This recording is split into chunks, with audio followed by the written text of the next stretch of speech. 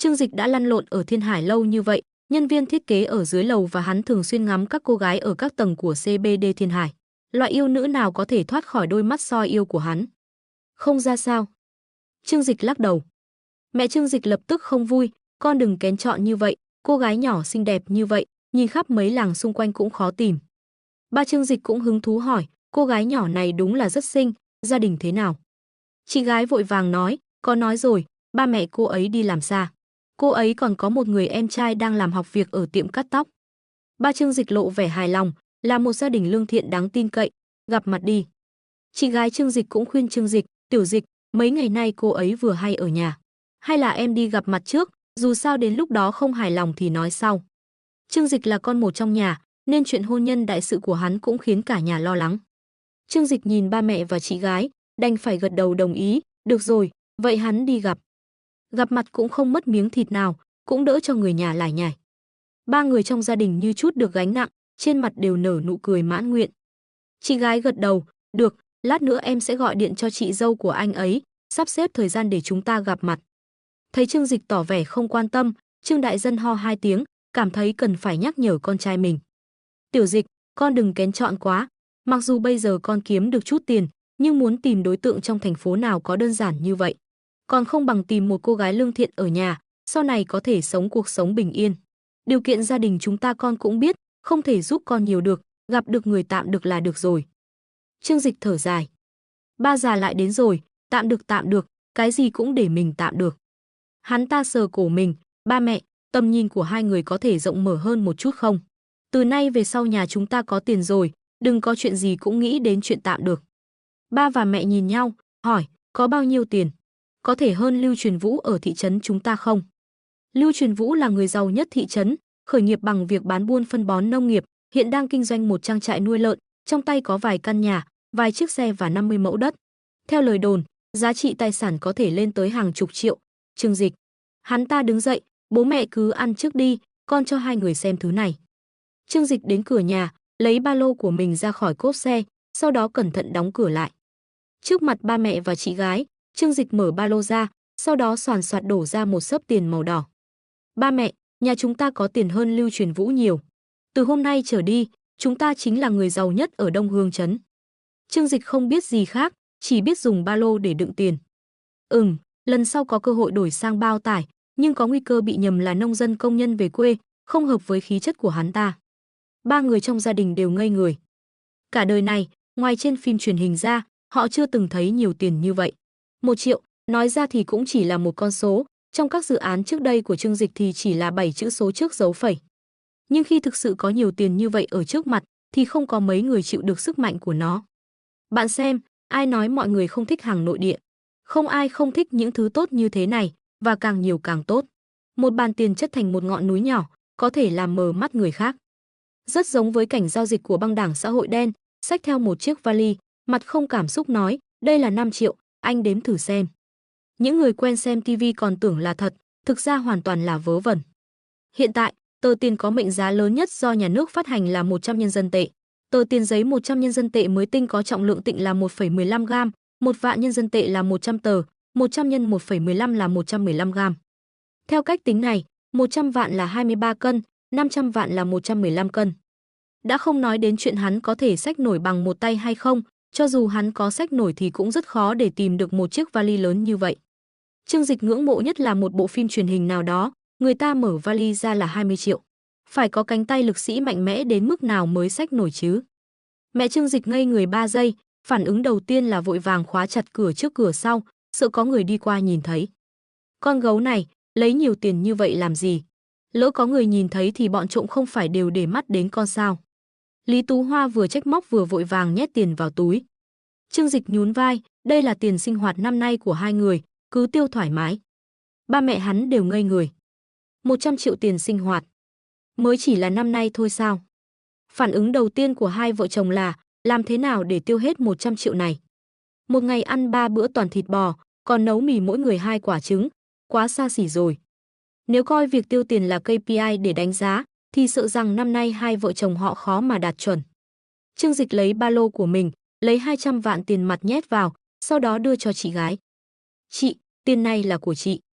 Chị gái cũng đang trong trạng thái sốc, tạm thời mất khả năng nói.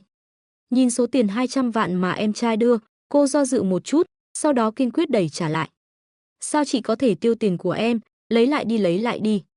Tiền của em để dành sau này làm ăn, hoặc lấy vợ. Đừng có kiếm được chút tiền là vội tiêu, nghĩ đến chuyện sau này đi. Chị gái nói rất nghiêm túc. Cô rất khó khăn mới rời mắt khỏi số tiền, đối với cô mà nói thì đây cũng là một lựa chọn khó khăn. Mẹ Trương Dịch cũng nói, mẹ với ba con không thiếu tiền tiêu, con cầm số tiền này đi, sau này dùng đến. Còn tiền con chuyển về, đợi nhà sửa xong, còn thừa bao nhiêu mẹ đều chuyển lại cho con. Trương Đại Dân cũng gật đầu, vui mừng nói, bây giờ con có tiền đồ, mẹ con chị con đều vui. Nhưng con còn trẻ, cần dùng tiền nhiều hơn chúng ta. Tiền bạc động lòng người, nhưng cũng không bằng tình yêu thương của gia đình dành cho mình. Trương Dịch bất lực, chỉ có thể nói thẳng với họ. Thực ra, bây giờ giá trị tài sản của con lên đến hàng nghìn tỷ. Mỗi ngày lấy tiền giấy lau mông cũng không hết, bây giờ mọi người đã hiểu chưa?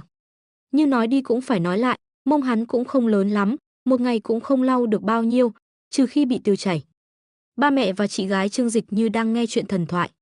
Hàng nghìn tỷ. Trời ơi, ở thị trấn của họ, nhà nào có tài sản lên đến hàng triệu đã là nhà giàu rồi.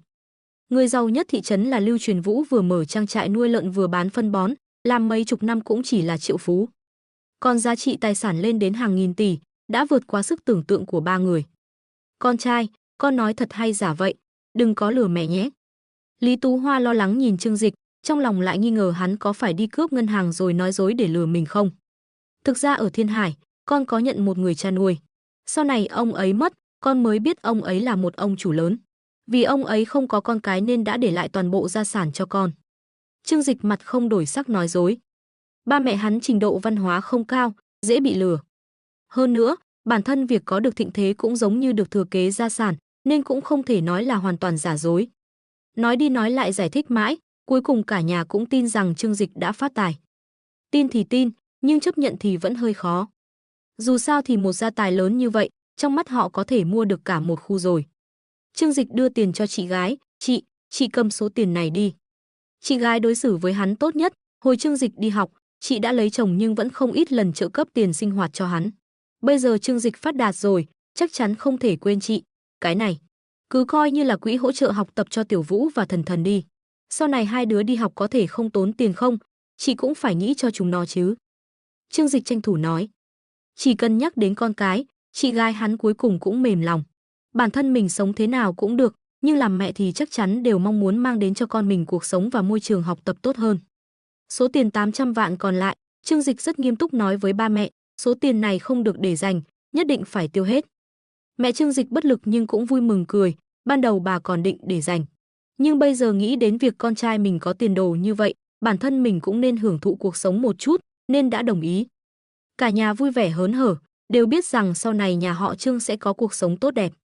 Đang ăn cơm, Trương Dịch nhớ đến đống gạch trước cửa nhà, hỏi ba mẹ, nhà mình định xây nhà mới à? Trương Đại Dân gật đầu, bây giờ con kiếm được tiền rồi, chúng ta phải nhanh chóng xây cho con một ngôi nhà đẹp hơn. Đến lúc tìm đối tượng mà không có một ngôi nhà tử tế thì mất mặt lắm. Nhà hàng xóm đều là nhà 2 tầng, nhà mình là nhà cấp 4, xây thêm 2 tầng nữa, còn cao hơn nhà họ, ha ha. Trương Đại Dân đắc ý ra mặt, trong làng nhà ai xây được nhà đẹp thì nhà đó có thể diện. Trương Dịch suy nghĩ một chút, rồi nói, xây thêm 2 tầng làm gì chứ? Đập đi xây lại luôn không phải tốt hơn sao? Đập hết nhà cũ đi, con sẽ xây cho ba mẹ một căn biệt thự. Ba mẹ nghe xong, liên tục lắc đầu. Đừng có phiền phức như vậy, sau này con chắc chắn cũng sẽ mua nhà ở thành phố. Xây đẹp như vậy để làm gì? Chúng ta xây nhà cao hơn một chút là để có thể diện, sau này về già ở. Hai ông bà cũng rất thực tế, không muốn tiêu nhiều tiền. Mặc dù bây giờ Trương Dịch rất giàu, nhưng thói quen tiết kiệm cả đời của họ không phải nói bỏ là bỏ được. Lần này Trương Dịch không nghe lời họ, ba hắn đã vất vả cả đời rồi, những thứ khác có thể tùy tiện, nhưng chất lượng cuộc sống thì tuyệt đối không thể qua loa. Vì vậy, hắn rất nghiêm túc nói, chuyện này ba mẹ không cần lo. Con có công ty xây dựng trong tay, lát nữa con sẽ gọi điện cho họ, bảo họ xây nhà cho ba mẹ. Thấy thái độ của Trương Dịch rất nghiêm túc, không cho phép phản bác, ba mẹ hắn không những không tức giận mà còn vui vẻ cười. Mặc dù họ không muốn tiêu nhiều tiền, nhưng con trai hiếu thuận như vậy chẳng phải là vì họ sao? Thôi được, tùy con, nhưng đừng tiêu quá nhiều tiền là được. Mẹ Trương Dịch không quên nhắc nhở. Tối hôm đó, Trương Dịch gọi điện cho người phụ trách công ty xây dựng Vĩnh An trực thuộc Thịnh Thế, báo địa chỉ nhà mình cho hắn ta, sau đó dặn hắn ta mang theo nhà thiết kế và đội thi công đến. Làm xong những việc này, Trương Dịch nằm trên giường đơn của mình xem một lúc tivi rồi ngủ. Sáng ngày hôm sau, Trương Dịch vẫn đang ngủ nướng. Từ khi không phải đi làm, ngày nào hắn cũng ngủ đến khi tự nhiên tỉnh dậy, ngày nào cũng ngủ một giấc ngon lành, thoải mái vô cùng. Tiểu Dịch, dậy thôi. Mẹ hắn chạy đến bên ngoài cửa sổ gọi. Trương Dịch mở mắt, cầm điện thoại lên xem, mới hơn 9 giờ sáng. Mẹ, con không ăn sáng đâu. Trương Dịch ném điện thoại sang một bên định tiếp tục ngủ. Con này, không ăn sáng thì tốt cho sức khỏe sao? Mau dậy đi, chú hai và thím hai đến rồi. Nghe mẹ nói vậy, mắt Trương Dịch mở choàng ra. Chú hai và thím hai. Chết tiệt, chiều hôm qua tôi mới về, hôm nay các người đã đến rồi sao? Vội vàng thế, người ta còn tưởng các người đến vay tiền, chứ không thì còn tưởng nhà tôi nợ tiền các người ấy. Được, đợi con một lát. Trương Dịch chậm rãi ngồi dậy bắt đầu mặc quần áo. Hôm nay nếu bọn họ có thể lấy được một xu từ tay hắn, thì coi như hắn Trương Dịch này sống uổng 20 mấy năm. Nhớ lại từ nhỏ đến lớn nhà họ luôn coi thường nhà mình, Trương Dịch cảm thấy toàn thân tràn đầy sức mạnh, hắn chỉ chờ một cơ hội để chỉ thẳng mũi mắng họ một trận. Trước cổng nhà họ Trương, chiếc xe 3 bánh điện của chú hai và thím hai đỗ ở đó. Chú hai đứng ở cửa hút thuốc, nhìn chiếc Bentley mới toanh của Trương Dịch mà chìm vào suy tư. Chiếc xe này bao nhiêu tiền? Thím hai thì thầm hỏi. Chú hai nheo mắt, giả vờ cao thâm khó lường nói, không đáng giá tiền. Chiếc xe này nghe cũng chưa từng nghe, xe tạp nham. Nói rồi, ông ta còn lắc đầu, Trương Dịch này ở ngoài làm ăn kiểu gì thế, không tiết kiệm tiền mua một chiếc xe tốt hơn, mua một chiếc xe tồi tàn như thế cũng không thấy mất mặt. Nhìn con trai nhà mình xem, dù sao cũng mua được một chiếc BMW kép, đi đâu cũng đẹp mặt. Nhớ đến việc con trai mình đã bỏ ra hơn 20 vạn để mua một chiếc BMW kép cũ đời thấp, chú hai nói chuyện cũng thẳng lưng hơn, cảm thấy rất hãnh diện. Thím hai hừ lạnh một tiếng. Bất kể là xe gì, ít nhất cũng phải 10 mấy vạn. Hắn ta có tiền mua xe thì cũng có tiền cho chúng ta vay, hôm nay tôi phải xem nhà họ còn lý do gì để chối. Hai người đứng trước cổng nhà họ Trương như hai vị thần dữ của đi đòi nợ, vẻ mặt đầy bất mãn. Hôm qua bị Lý Tú Hoa từ chối, bây giờ họ vẫn còn tức giận. Sáng sớm, những người hàng xóm xung quanh ăn sáng xong ra ngoài tản bộ, nhìn thấy hai vị thần dữ của này. Không phải Chí Quốc sao? Sáng sớm đã đến rồi à? Ông Lưu hàng xóm chào hỏi chú hai. Chú hai chậm rãi gật đầu, à, nghe nói Tiểu Dịch đã về, tôi là chú đến thăm nó. Ôi chao, bây giờ Tiểu Dịch thực sự có tiền đồ rồi. Ở ngoài kiếm được nhiều tiền, chú làm chú của nó cũng hãnh diện. Ông Lưu cảm thán. Vài bà cô bên cạnh cũng nói theo, đúng vậy, cháu trai của chú giàu như vậy, có cho chú 10 mấy vạn tiêu không? Sau này nhà chú cũng được hưởng ké, thật là đáng ghen tị. Sắc mặt của chú hai và thím hai có chút khó coi. Chúng tôi hưởng ké nhà họ, đùa gì thế, nhà họ Trương già trước kia nghèo đến mức nào, tôi còn chẳng thèm để mắt tới. Nhà chúng tôi không thiếu tiền, cần gì phải nhờ vả người khác. Chú hai khinh thường nói. Ông Lưu nghe vậy thì bật cười, ồ, tôi còn tưởng chú 3 ngày 2 bữa chạy đến đây là để vay tiền, hóa ra không phải à. Bà cô bên cạnh cũng phụ họa, đúng vậy, nhà chú Chí Quốc cũng có tiền. Con trai cả mở nhà máy xi măng, con trai thứ hai là sinh viên đại học. Làm sao có thể vay tiền nhà Trương Dịch được? Đúng vậy. Một nhóm các ông các bà cười ha hả, sau đó quay người đi dạo về phía nam. Đi chưa được bao xa, trên mặt một nhóm các ông các bà đều lộ ra nụ cười mỉa mai. Lý Chí Quốc đúng là không biết xấu hổ, vừa nghe nói con trai nhà họ Trương kiếm được chút tiền, ngày nào cũng chạy đến vay tiền, còn mở miệng ra là 30 vạn. Trời ơi, cái miệng của ông ta làm sao mà mở ra được thế? Người không biết xấu hổ thì thiên hạ vô địch, he he. Nhà họ Trương làm sao có thể cho ông ta vay được, vay rồi thì bao giờ mới trả được? Trả, ông nghĩ gì vậy, ông ta mà đã vay tiền thì không đời nào trả lại. Lý Chí Quốc là tên keo kiệt, trong làng ai mà không biết. Trước đây em trai thứ ba của ông ta vay con trai ông ta 10 vạn, 20 năm rồi vẫn chưa trả. Cả nhà không biết xấu hổ. Chúng ta lát nữa qua đó xem kịch hay, chắc chắn là thú vị lắm. Các ông các bà nói chuyện phiếm, rồi từ từ đi xa. Nhưng chẳng mấy chốc họ sẽ quay lại, để xem vở kịch hay này. Trương Đại Dân đi ra, thấy hai người họ đứng trước cửa, không khỏi cau mày, trong lòng khó chịu vô cùng. Không chỉ Trương Dịch không thích họ, mà Trương Đại Dân thực ra còn ghét hai người này hơn. Nhưng là con rể, trước mặt nhà vợ không tiện thể hiện ra, nếu không nói ra thì không hay. Trước đây, chú hai của Trương Dịch không ít lần chê bai ông, nói ông chỉ biết trồng trọt làm ăn nhỏ, không biết kiếm tiền. Nhưng bây giờ, Trương Đại Dân nghĩ đến việc mình có một đứa con trai có tiền đồ, lập tức thẳng lưng. Anh hai, chị dâu, sáng sớm thế này đã đến rồi à? Trương Đại Dân cười ha ha đi tới, hôm qua hai người không mới đến sao, hôm nay đến lại có chuyện gì à? Ông cũng cố tình hỏi vậy, hai người này vừa đến cửa là rõ ràng là muốn vay tiền. Nhưng ông chỉ muốn để chú hai và thím hai của Trương Dịch nói ra, xem họ có thể tự tin đến mức nào khi vay tiền. Chú hai thấy ba Trương Dịch thì nhướng mày, à, hôm nay tôi vốn định đi chợ. Đi ngang qua đây, nghe nói cháu trai tôi đã về, là chú thì thế nào cũng phải đến thăm nó. 5-6 năm không gặp, nhớ nó lắm. Trương Đại Dân trong lòng giơ ngón tay cái. Hai nhà cách nhau không xa, chỉ khoảng 5-6 dặm. Ông ta còn dám nói 5-6 năm không gặp cháu trai mình, còn nhớ nó. Ông nhớ người ta hay nhớ tiền của người ta? Trương Đại Dân hừ hừ cười, đứa trẻ ngỗ ngược này có gì đáng để gặp. Nó chỉ ở nhà vài ngày, 2 ngày nữa là đi rồi. Đến Tết tôi sẽ bảo nó đến chúc Tết anh.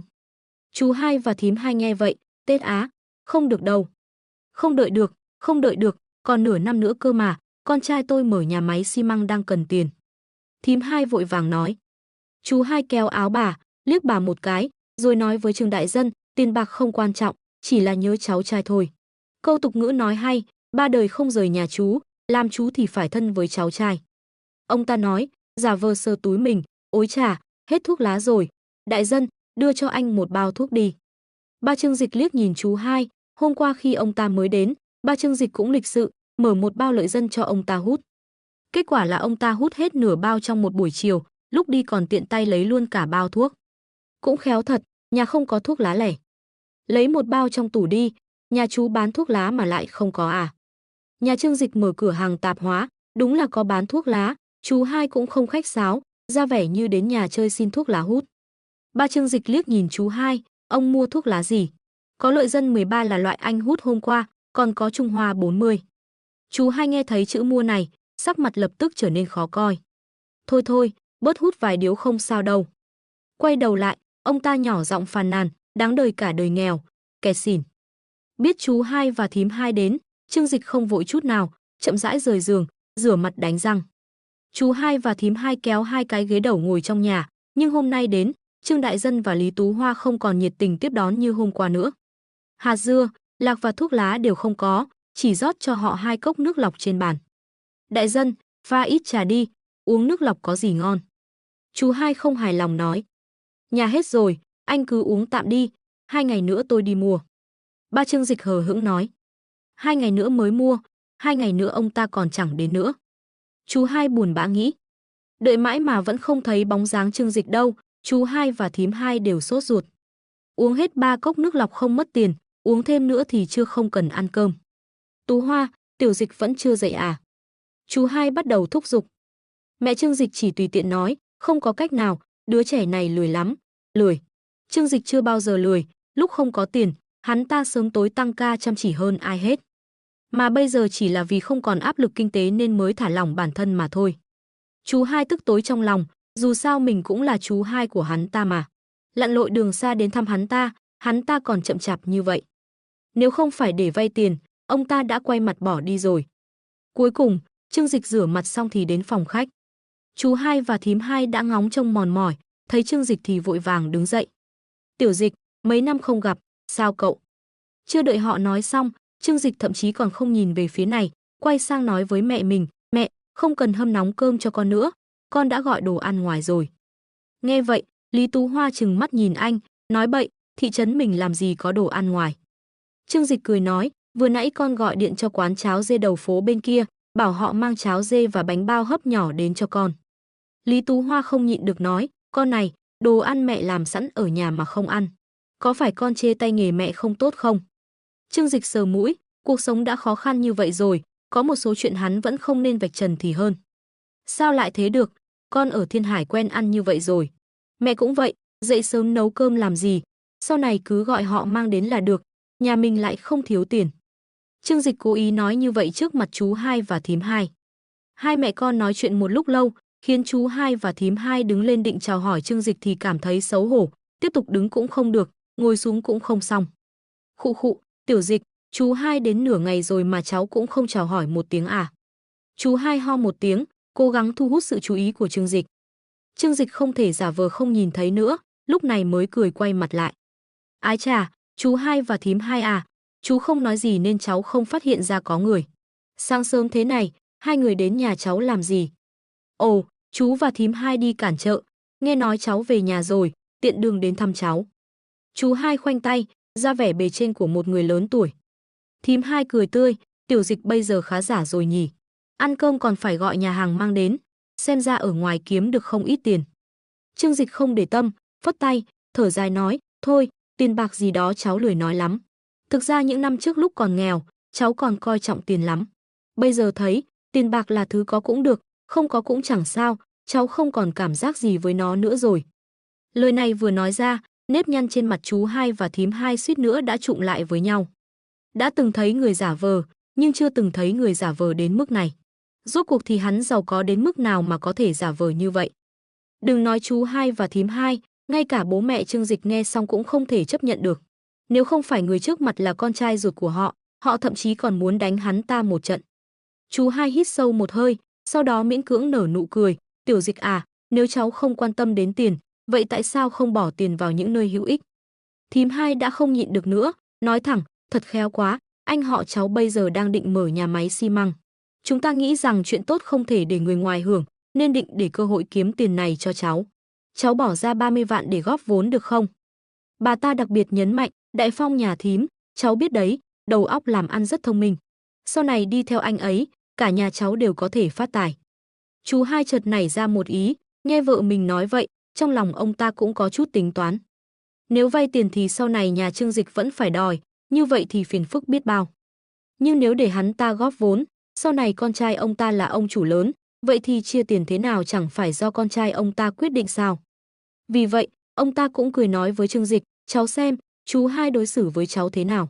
Có cơ hội kiếm tiền lớn là nghĩ đến cháu đầu tiên. Người khác muốn đầu tư, chú và thím hai của cháu còn chẳng thèm nhìn. Tại sao? Vì chú phải giữ lại lợi ích cho cháu trai của mình chứ. Trương Dịch ngồi xuống bàn, nghe chú hai và thím hai mặt dày vô sỉ nói vậy, khóe miệng hắn lộ ra nụ cười khinh thường.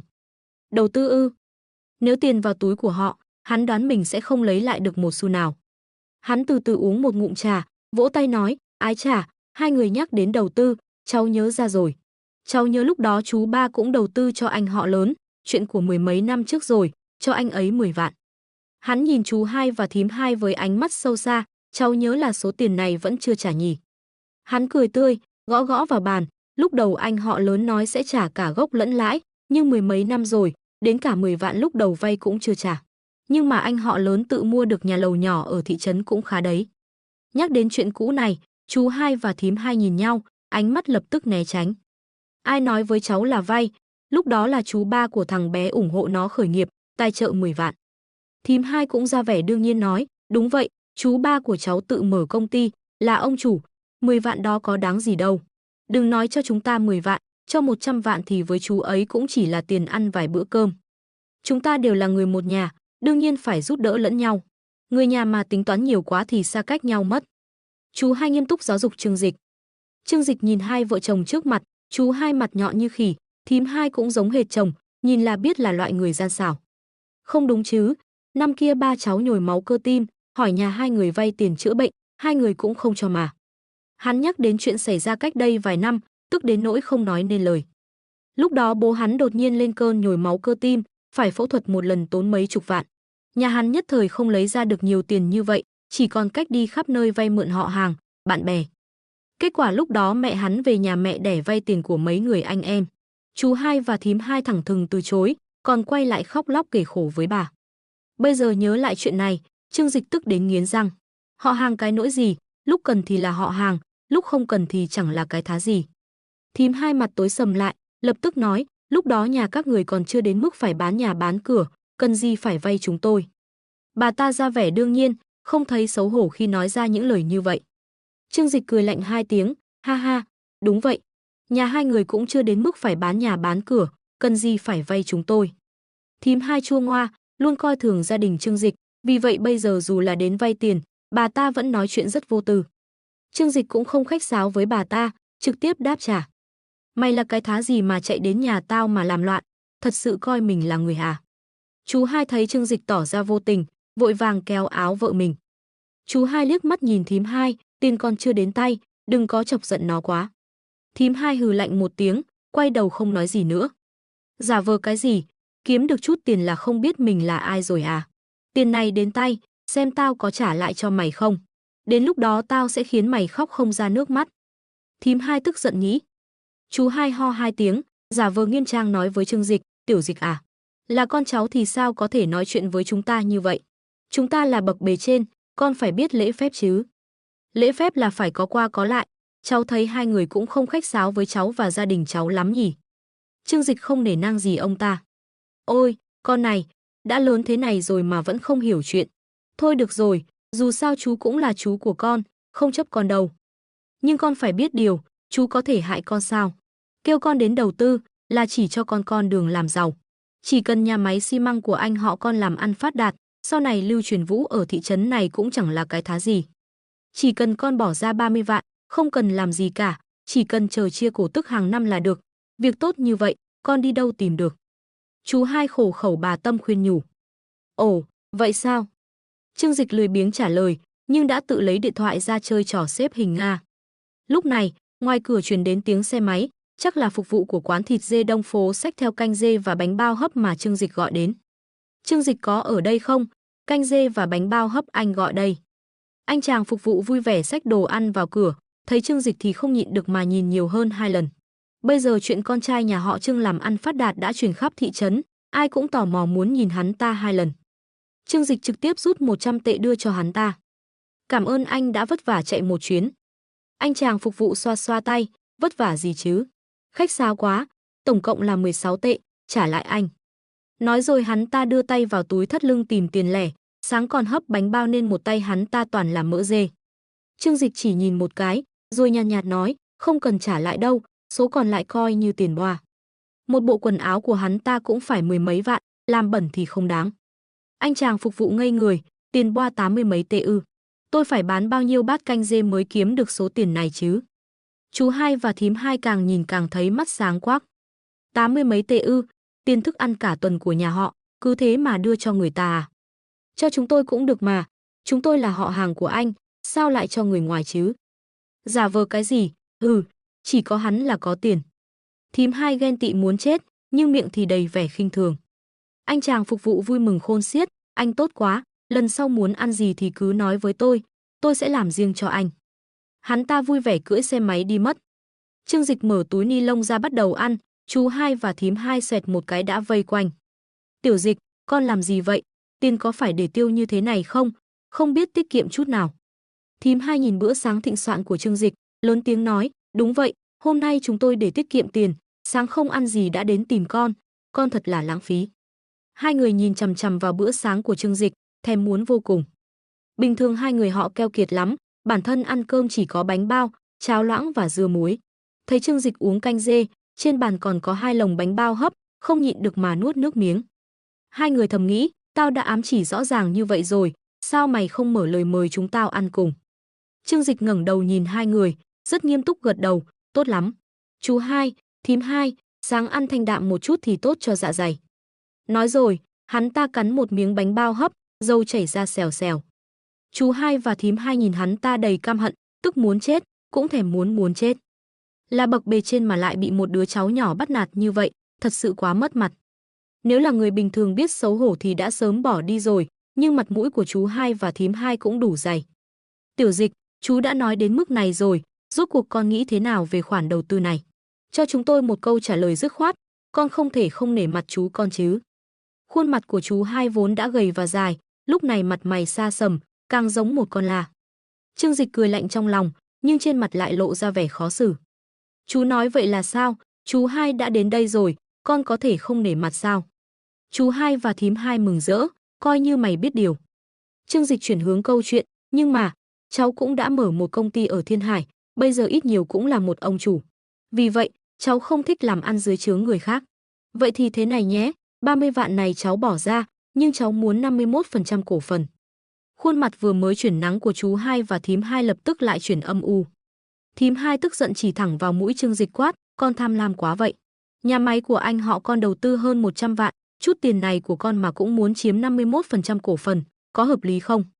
Chú hai thậm chí còn đập bàn, Tiểu Dịch, làm người phải thực tế, đừng mơ tưởng hão huyền, có ai chiếm tiện nghi như con không?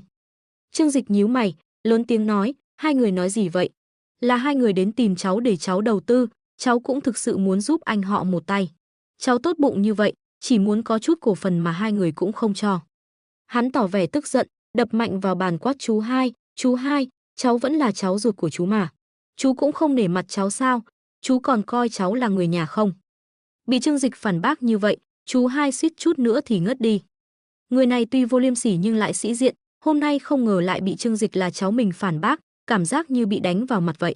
Mày, ông ta chỉ vào Trương Dịch, tức đến run rẩy không nói nên lời. Lúc này, thím hai cũng tái mặt, tức không nhẹ. Bình thường đều là bà ta ngang ngược vô lý, hôm nay lại gặp phải người còn ngang ngược vô lý hơn mình. Số tiền này coi như chú vay của con được không? Chú hai dùng hết sức bình sinh nói, ông ta vẫn không muốn từ bỏ ý định moi tiền từ Trương Dịch. Theo thói quen của ông ta, dù là ngỗng trời bay qua nóc nhà cũng muốn nhổ ba sợi lông. Chú hai cho rằng Trương Dịch là cháu mình, bây giờ phát tài rồi, làm chú thì lấy chút tiền của cháu là chuyện đương nhiên. Chú cho con cơ hội kiếm tiền mà chú không trân trọng, vậy thì coi như tôi cho chú vay vậy, sau này chú có tiền sẽ trả lại con. Chú hai trừng mắt nhìn Trương Dịch, dường như bị ông ta chọc tức không nhẹ, nhưng vẫn cố gắng tha thứ cho sự vô lễ của hắn ta. Trương Dịch bưng bát canh dê lên uống một ngụm, trên mặt nở nụ cười hiền lành. Chú nói vậy là sao? Chú hai muốn vay tiền thì cháu chắc chắn sẽ cho vay. Đưa sổ đỏ nhà chú và sổ hồng nhà chú ra xem nào, chúng ta làm thủ tục thế chấp. Vừa nghe Trương Dịch bảo mình lấy nhà ra thế chấp, chú hai và thím hai lập tức nhảy dựng. Mày nói bậy bạ gì vậy? Nhà là của chú và thím để dưỡng già, mày cũng nỡ để chúng tao thế chấp sao? Vẫn là họ hàng với nhau mà, nói ra những lời như vậy cũng không thấy mất mặt, tao thấy mất mặt thay mày, đứa trẻ này thật không hiểu chuyện. Ba mẹ Trương Dịch đứng bên cạnh nhìn, vẫn không nói gì. Dù sao thì hôm qua họ đã nói rồi, tiền là Trương Dịch gửi về, nên xử lý thế nào thì do hắn ta quyết định. Lúc này thấy con trai trêu chọc chú hai và thím hai như vậy, Trương Đại Dân vui mừng đến nỗi mặt mày rạng rỡ. Nếu không phải vì thấy cười quá to không hay, thì ông đã cười ra tiếng rồi. Lý Tú Hoa thở dài, thấy con trai cãi nhau với anh trai và chị dâu như vậy, trong lòng bà vừa hả hê vừa khó xử.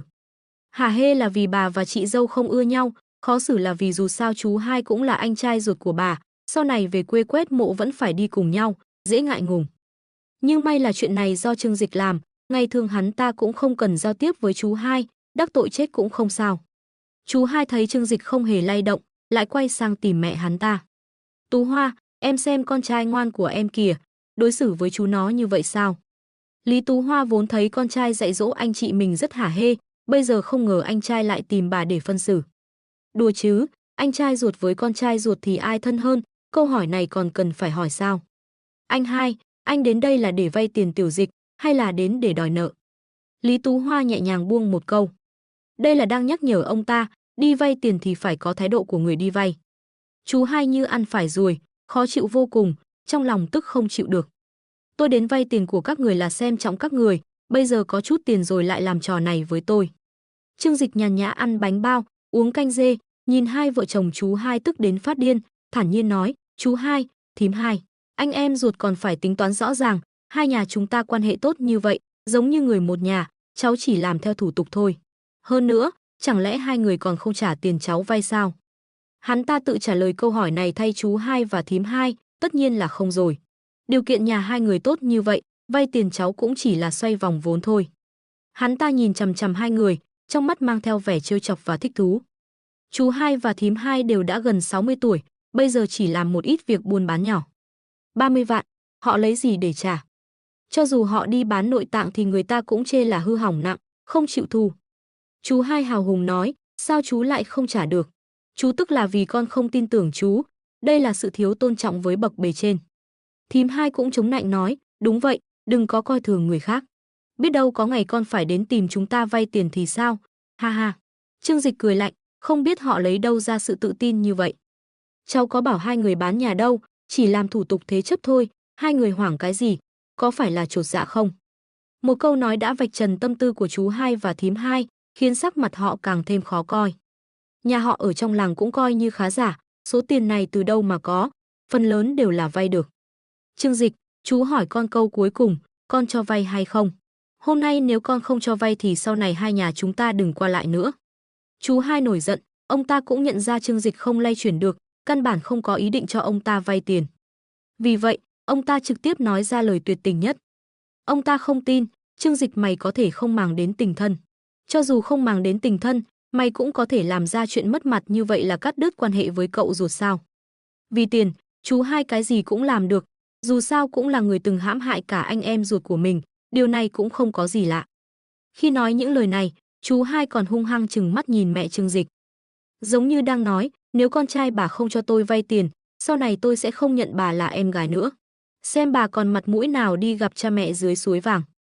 Mẹ Trương Dịch tức đến tái mặt. Bà cũng biết anh trai mình là người tính tình rất xấu, nhưng trước giờ vẫn luôn nể tình anh em ruột, nên cũng nhắm mắt cho qua. Nhưng không ngờ vì tiền, ông ta lại có thể nói ra lời cắt đứt quan hệ. Ban đầu, mẹ Trương Dịch còn định tự mình bỏ ra 2 vạn tệ để cho anh trai vay, nhưng bây giờ bà đã hoàn toàn hết hy vọng. Còn Trương Dịch nghe chú hai nói xong, mắt sáng lên như đèn tiết kiệm năng lượng 100W. Thật sao? Chú hai? Chú hai khoanh tay, hừ lạnh một tiếng, tất nhiên, chú nói được làm được. Nếu con còn muốn nhận chú là chú hai, thì đưa tiền đây. Thím hai cũng tưởng Trương Dịch bị dọa sợ, đắc ý hét lên, không đưa tiền thì sau này đừng đến nhà họ Lý chúng tôi nữa. Trương Dịch đột ngột đứng bật dậy khỏi ghế, phấn khích rút từ trong túi ra một bao thuốc lá Hoàng Hạc Lâu hơn 200 tệ rồi châm lửa. Chú hai, thím hai. Trương Dịch phấn khích nhìn họ, vô cùng chân thành nói, nếu như vậy thì cháu cảm ơn hai người nhiều lắm. Có người thân như hai người, cháu sắp phát ốm đến nơi rồi. Cảm ơn hai người đã tự mình đề nghị nhé, để nhà cháu khỏi phải làm kẻ ác. Hắn ta rút một điếu thuốc đưa cho chú hai, vẻ mặt biết ơn, cùng sự nhẹ nhõm như chút được gánh nặng khi thoát khỏi thứ rác rưởi. Chú hai và thím hai đều ngây người.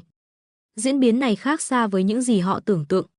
Vợ chồng Lý Tú Hoa đều là người chất phác, đối xử với họ hàng bạn bè rất tốt, ngày thường rất ít khi xảy ra tranh chấp với người khác. Theo suy nghĩ của chú hai, chỉ cần ông ta dùng lời đe dọa cắt đứt quan hệ, người nhà họ Trương già chắc chắn sẽ nể tình thân và sĩ diện mà thỏa hiệp. Sao Trương Dịch lại dám nói như vậy? Mày cái này. Chú hai chỉ vào Trương Dịch, không biết nói gì cho phải. Nhưng mắt ông ta vẫn nhìn chằm chằm vào điếu thuốc mà Trương Dịch đưa tới, theo bản năng vẫn đưa tay ra đón lấy. Cả đời này ông ta chưa từng hút điếu thuốc nào đắt như vậy. Nhưng ngay khi bàn tay đen đúa của ông ta đưa ra, Trương Dịch đã cất bao thuốc Hoàng Hạc Lâu đi. Thôi bỏ đi, thuốc ngon như vậy mà đưa cho chú thì phí. Trương Dịch bình tĩnh nhét bao thuốc lại vào túi. Lần này chú hai hoàn toàn bùng nổ, được lắm, mày có bản lĩnh. Từ nay về sau mày và nhà họ Lý chúng tao không còn một xu quan hệ. Câu còn không được, mau cút xa một chút, nhà chúng tôi còn không chào đón hai người nữa là. Trương Dịch ngậm điếu thuốc, vẻ mặt vô lại, liếc xéo nói. Chú hai không còn cách nào, lại chỉ vào Lý Tú Hoa hét lên, bà xem bà nuôi con trai tốt thế nào, nó muốn tức chết tôi mà. Lúc này, Lý Tú Hoa đã nhìn thấu người anh trai tham lam vô độ này, sự vô liêm sỉ của ông ta cũng đã làm mới giới hạn thấp nhất trong lòng Lý Tú Hoa. Con trai tôi làm sao? Con trai tôi rất có tiền đồ. Ông mau cút đi, sau này đừng đến nhà tôi nữa. Lý Tú Hoa trực tiếp cầm lấy một cái chổi định đuổi người.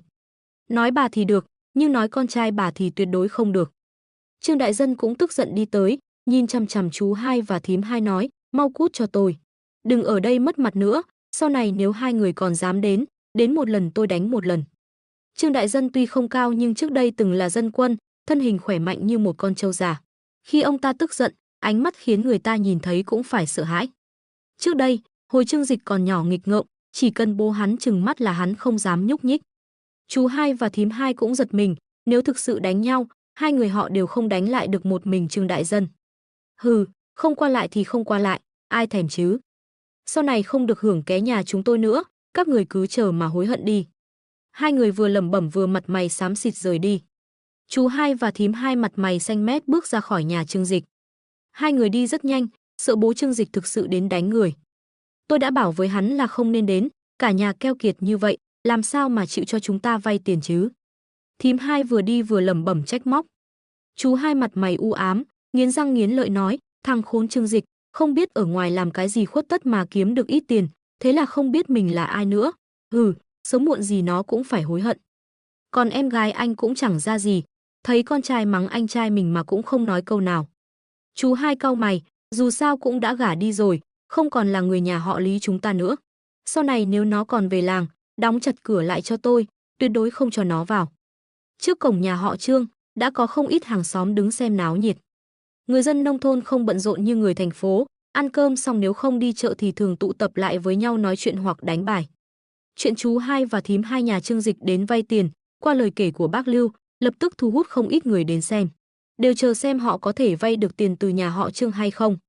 Nếu ngay cả Lý Chí Quốc tiếng xấu đồn xa cũng có thể vay được, vậy thì họ hàng bên nội nhà họ Trương già trong làng đều phải đến tìm Trương Đại Dân để nói chuyện vay tiền. Vừa thấy chú hai và thím hai nhà Trương Dịch đi ra, một người chú họ của Trương Dịch đứng trên lề đường cười hỏi, Lý Chí Quốc, hắn vay được tiền chưa? Bà hàng xóm cố cùng mấy người phụ nữ khác cũng cười nói, chú ruột của Trương Dịch đến vay tiền, Trương Dịch có thể không cho sao, đừng nói là vay, cho không cũng là nên. Một nhóm người cố tình nói những lời khó nghe, sau đó cười tủm tỉm nhìn chú hai. Bởi vì lúc này nhìn sắc mặt của hai người họ, mọi người đều biết được có vay được tiền hay không. Chú hai mặt mày xanh mét, nhưng trước mặt nhiều người như vậy không thể mất mặt. Ông ta khẽ hừ một tiếng, khinh thường nói, vay tiền gì chứ? Nhà họ Lý chúng tôi không thèm vay tiền của loại nhà giàu mới nổi này, làm người phải có lòng tự trọng. Thím hai vừa nãy trong nhà sợ bị đánh nên không dám cãi, vừa thấy nhiều người như vậy lập tức đi tới ầm ĩ. Tôi nói cho các người biết nhé, cả nhà họ đều không ra gì. Họ hàng đến chơi, mặt lạnh như tiền, mời uống nước cũng không thèm cho bỏ trà. Sau này các người ít qua lại với nhà họ đi. Một người dì họ của Trương Dịch vừa bấm hạt dưa vừa cười hỏi, không phải chứ? Tôi nghe Tú Hoa nói, hôm qua chồng bà trước khi đi còn cầm theo một bao thuốc lá lợi dân cơ mà, sao lại bảo người ta keo kiệt? Người nhà họ Trương và hàng xóm láng giềng đều có mối quan hệ khá hòa thuận, hàng xóm láng giềng nói chuyện đương nhiên là bênh vực họ. Thím hai muốn đến đây để gây chia rẽ, chỉ khiến mọi người thấy người này vừa buồn cười vừa ngu ngốc. Thím hai nghe vậy thì ngẩn người, nhất thời không biết nói gì cho phải. Dù sao thì các người cứ chờ mà xem, cả nhà họ không phải là thứ tốt lành gì đâu. Thím hai cứng miệng mắng một câu, sau đó quay đầu định bỏ đi. Chú hai trong lòng không thoải mái, hôm nay đến đây bị Trương Dịch mắng một trận, đừng nói là ấm ức đến mức nào. Vừa quay mặt lại nhìn thấy chiếc Bentley Mulsanne của Trương Dịch đỗ trước cửa, trong lòng lập tức nảy sinh ý xấu. Ông ta móc chìa khóa trong túi ra, đi tới cửa xe rồi mạnh tay rạch một đường, lúc này mới thấy hả dạ đôi chút. Để cho mày chừa. Chú hai hừ lạnh một tiếng, vội vàng kéo thím hai lên xe rồi đi mất. Một nhóm hàng xóm chứng kiến cảnh này, đều không nói nên lời. Nhìn hai người họ đi xe ba bánh điện về hướng Tây, lúc này mới bàn tán xôn xao. Đúng là đồ mất nết, không vay được tiền thì lại đi rạch xe người ta một đường dài như vậy. Đúng vậy, loại người như vậy sau này chắc chắn sẽ gặp báo ứng, quá xấu xa. Đang lúc mọi người bàn tán xôn xao, người chú họ của Trương Dịch hút một hơi thuốc, đột nhiên cười rất đều. Lần này thì báo ứng đến rồi, chiếc xe này của Trương Dịch phải mấy trăm triệu chứ. Xước mất lớp sơn như vậy, chỉ riêng tiền sửa chữa cũng phải tốn không ít. Mọi người nghe vậy, nhớ ra chiếc xe này của Trương Dịch là loại xe sang đắt tiền, lập tức đều hả hê. Người dân nông thôn bình thường không có sở thích gì đặc biệt, chỉ thích nói chuyện phiếm về chuyện nhà này nhà nọ, nếu có chuyện cãi vã đánh nhau xảy ra, mọi người càng vui không tả xiết. Buôn chuyện là một sở thích phổ biến trong cộng đồng loài người. Thằng khốn nạn này lần này gặp rắc rối rồi. Nó đúng là to gan, cũng không hỏi xem chiếc xe này bao nhiêu tiền mà đã dám rạch. Bà cố cười nói, Trương Dịch chắc chắn sẽ không tha cho nó, tiền sửa chữa không hề ít đâu. Chờ xem náo nhiệt thôi. Chú hai nhà họ Trương cười tủm tỉm chạy vào nhà Trương Dịch. Còn bên nhà họ Trương, sau khi đuổi được chú hai và thím hai đi, Trương Dịch thở phào nhẹ nhõm. Đồ già không biết xấu hổ, muốn đến lừa tôi, đúng là mơ tưởng. Trương Đại Dân cũng vui vẻ cười ha ha, phải đối phó với loại người như vậy, còn qua lại với nhà họ, ai thèm chứ. Mẹ Trương Dịch không vui lắm, dù sao thì người mất mặt cũng là anh trai ruột của bà. Từ nhỏ anh ta đã thích chiếm tiện nghi, càng lớn tuổi thì lòng dạ càng xấu. Sau này nhà chúng ta cũng không qua lại với họ nữa, đỡ mất mặt. Trương Dịch an ủi, mẹ, bây giờ nhận ra bộ mặt thật của nhà họ sớm là chuyện tốt. Nếu để ông ta biết con trai mẹ là ông chủ lớn, sau này còn không bám giết lấy nhà mình như con đỉa sao. Mẹ Trương Dịch nghĩ lại, đúng là như vậy, sau này nhà họ Trương giàu có rồi, giữ lại những người họ hàng như vậy cũng là phiền phức, chi bằng cắt đứt sớm. Nghĩ thông suốt rồi, Lý Tú Hoa cũng tươi cười trở lại. Một người anh trai đáng ghét không còn thì cũng chẳng sao, con trai có tiền đồ, cuộc sống sau này cũng sẽ ngày càng tốt đẹp, có gì mà không vui chứ. Nào, mẹ, ăn một cái bánh bao nhỏ, bánh bao nhân thịt cừu của nhà này ngon lắm. Trương Dịch cầm một cái bánh bao đưa cho bà. Mẹ Trương Dịch nhận lấy bánh bao nếm thử, phải nói là ngon thật, Đại Dân, hắn cũng nếm thử đi. Lúc này bố Trương Dịch tâm trạng thoải mái, không cần Lý Tú Hoa mời cũng tự tay cầm một cái bỏ vào miệng. Sau này muốn ăn thì cứ bảo người ta mang đến. Tiêu dùng ở nông thôn vốn đã thấp, hai người đừng nghĩ đến chuyện tiết kiệm tiền cho tôi. Trương Dịch cười nói với hai người già. Lúc này, người chú họ ở cửa đi vào nhà. Thấy ba người nhà họ Trương đang ăn bánh bao, người chú tên Trương Đại Hải này vỗ đùi, anh đại dân, mau ra xem đi, xe của con hắn bị người ta rạch rồi. Ánh mắt Trương Dịch lóe lên. Chú hai và thím hai vừa đi, xe của tôi đã bị người ta rạch. Trên đời này không có chuyện trùng hợp đến vậy. Chú Đại Hải, có phải chú hai của cháu làm không? Trương Dịch rất bình tĩnh hỏi. Đúng vậy, không biết ở nhà các anh nói chuyện gì, vừa ra ngoài đã mặt mày đen xì, dùng chìa khóa rạch một đường dài trên xe.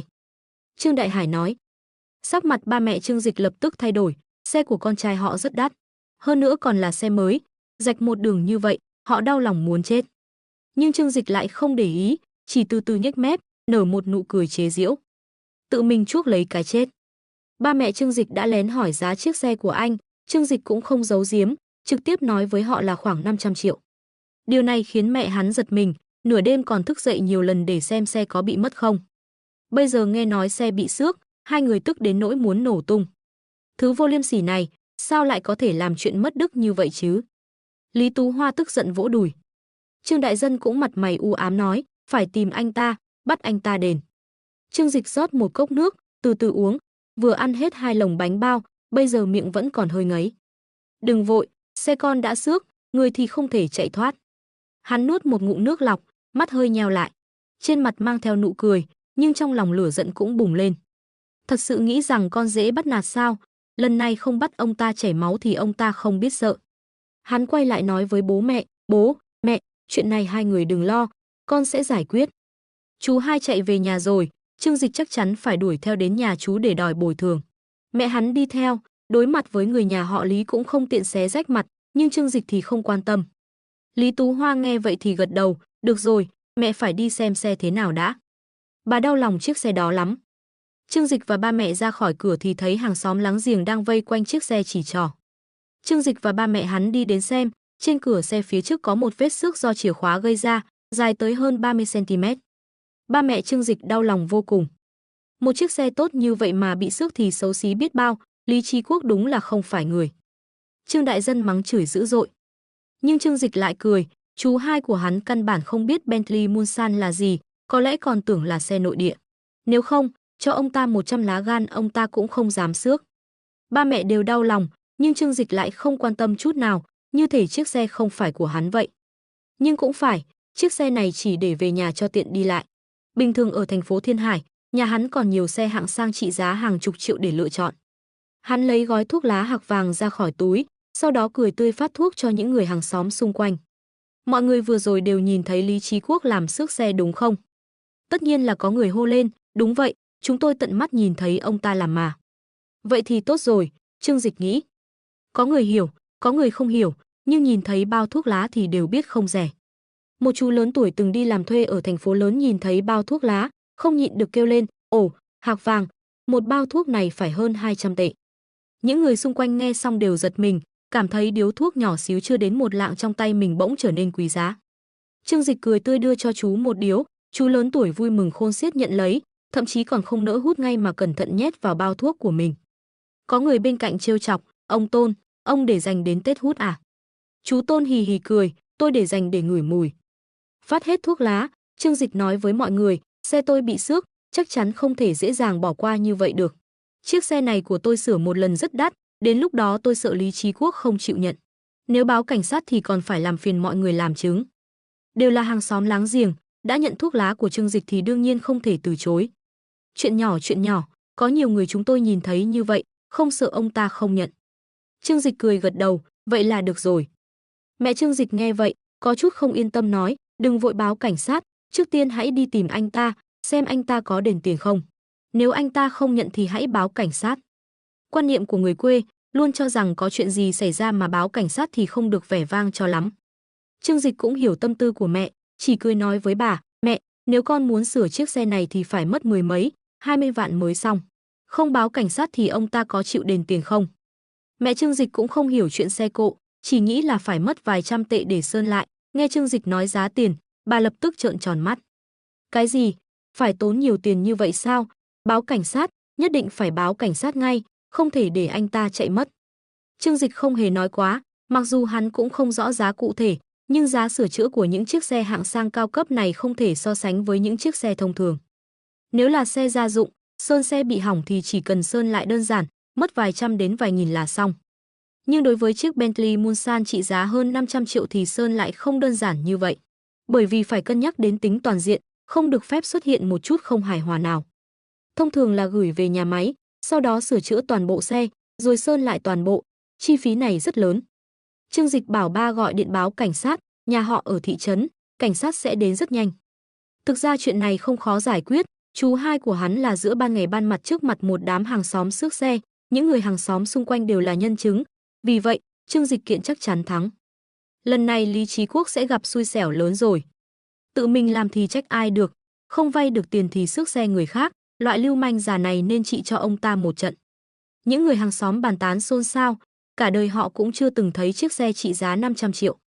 Với tâm lý thích xem náo nhiệt không sợ chuyện lớn, những người hàng xóm rảnh rỗi xung quanh đều đến, náo nhiệt như đi hội chùa. Còn Trương Dịch thì đi vào sân sau đó gọi điện cho Tô Minh Ngọc. Lúc này Tô Minh Ngọc đang ở tập đoàn, sau một đêm trò chuyện với Trương Dịch, cô rất hứng thú với mô hình thương mại điện tử mới mà hắn đề cập. Để có thể thực hiện kế hoạch tốt hơn, cô đang khẩn trương lập kế hoạch. Điện thoại trên bàn reo lên, Tô Minh Ngọc tiện tay cầm lấy.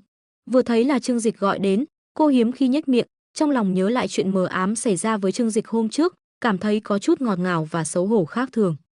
Tuy nhiên, cô vẫn nhanh chóng nghe điện thoại, dù sao thì về công việc, hai bên là quan hệ cấp trên cấp dưới, Tô Minh Ngọc luôn hết sức tận tâm với công việc của mình, không dám chậm trễ chút nào.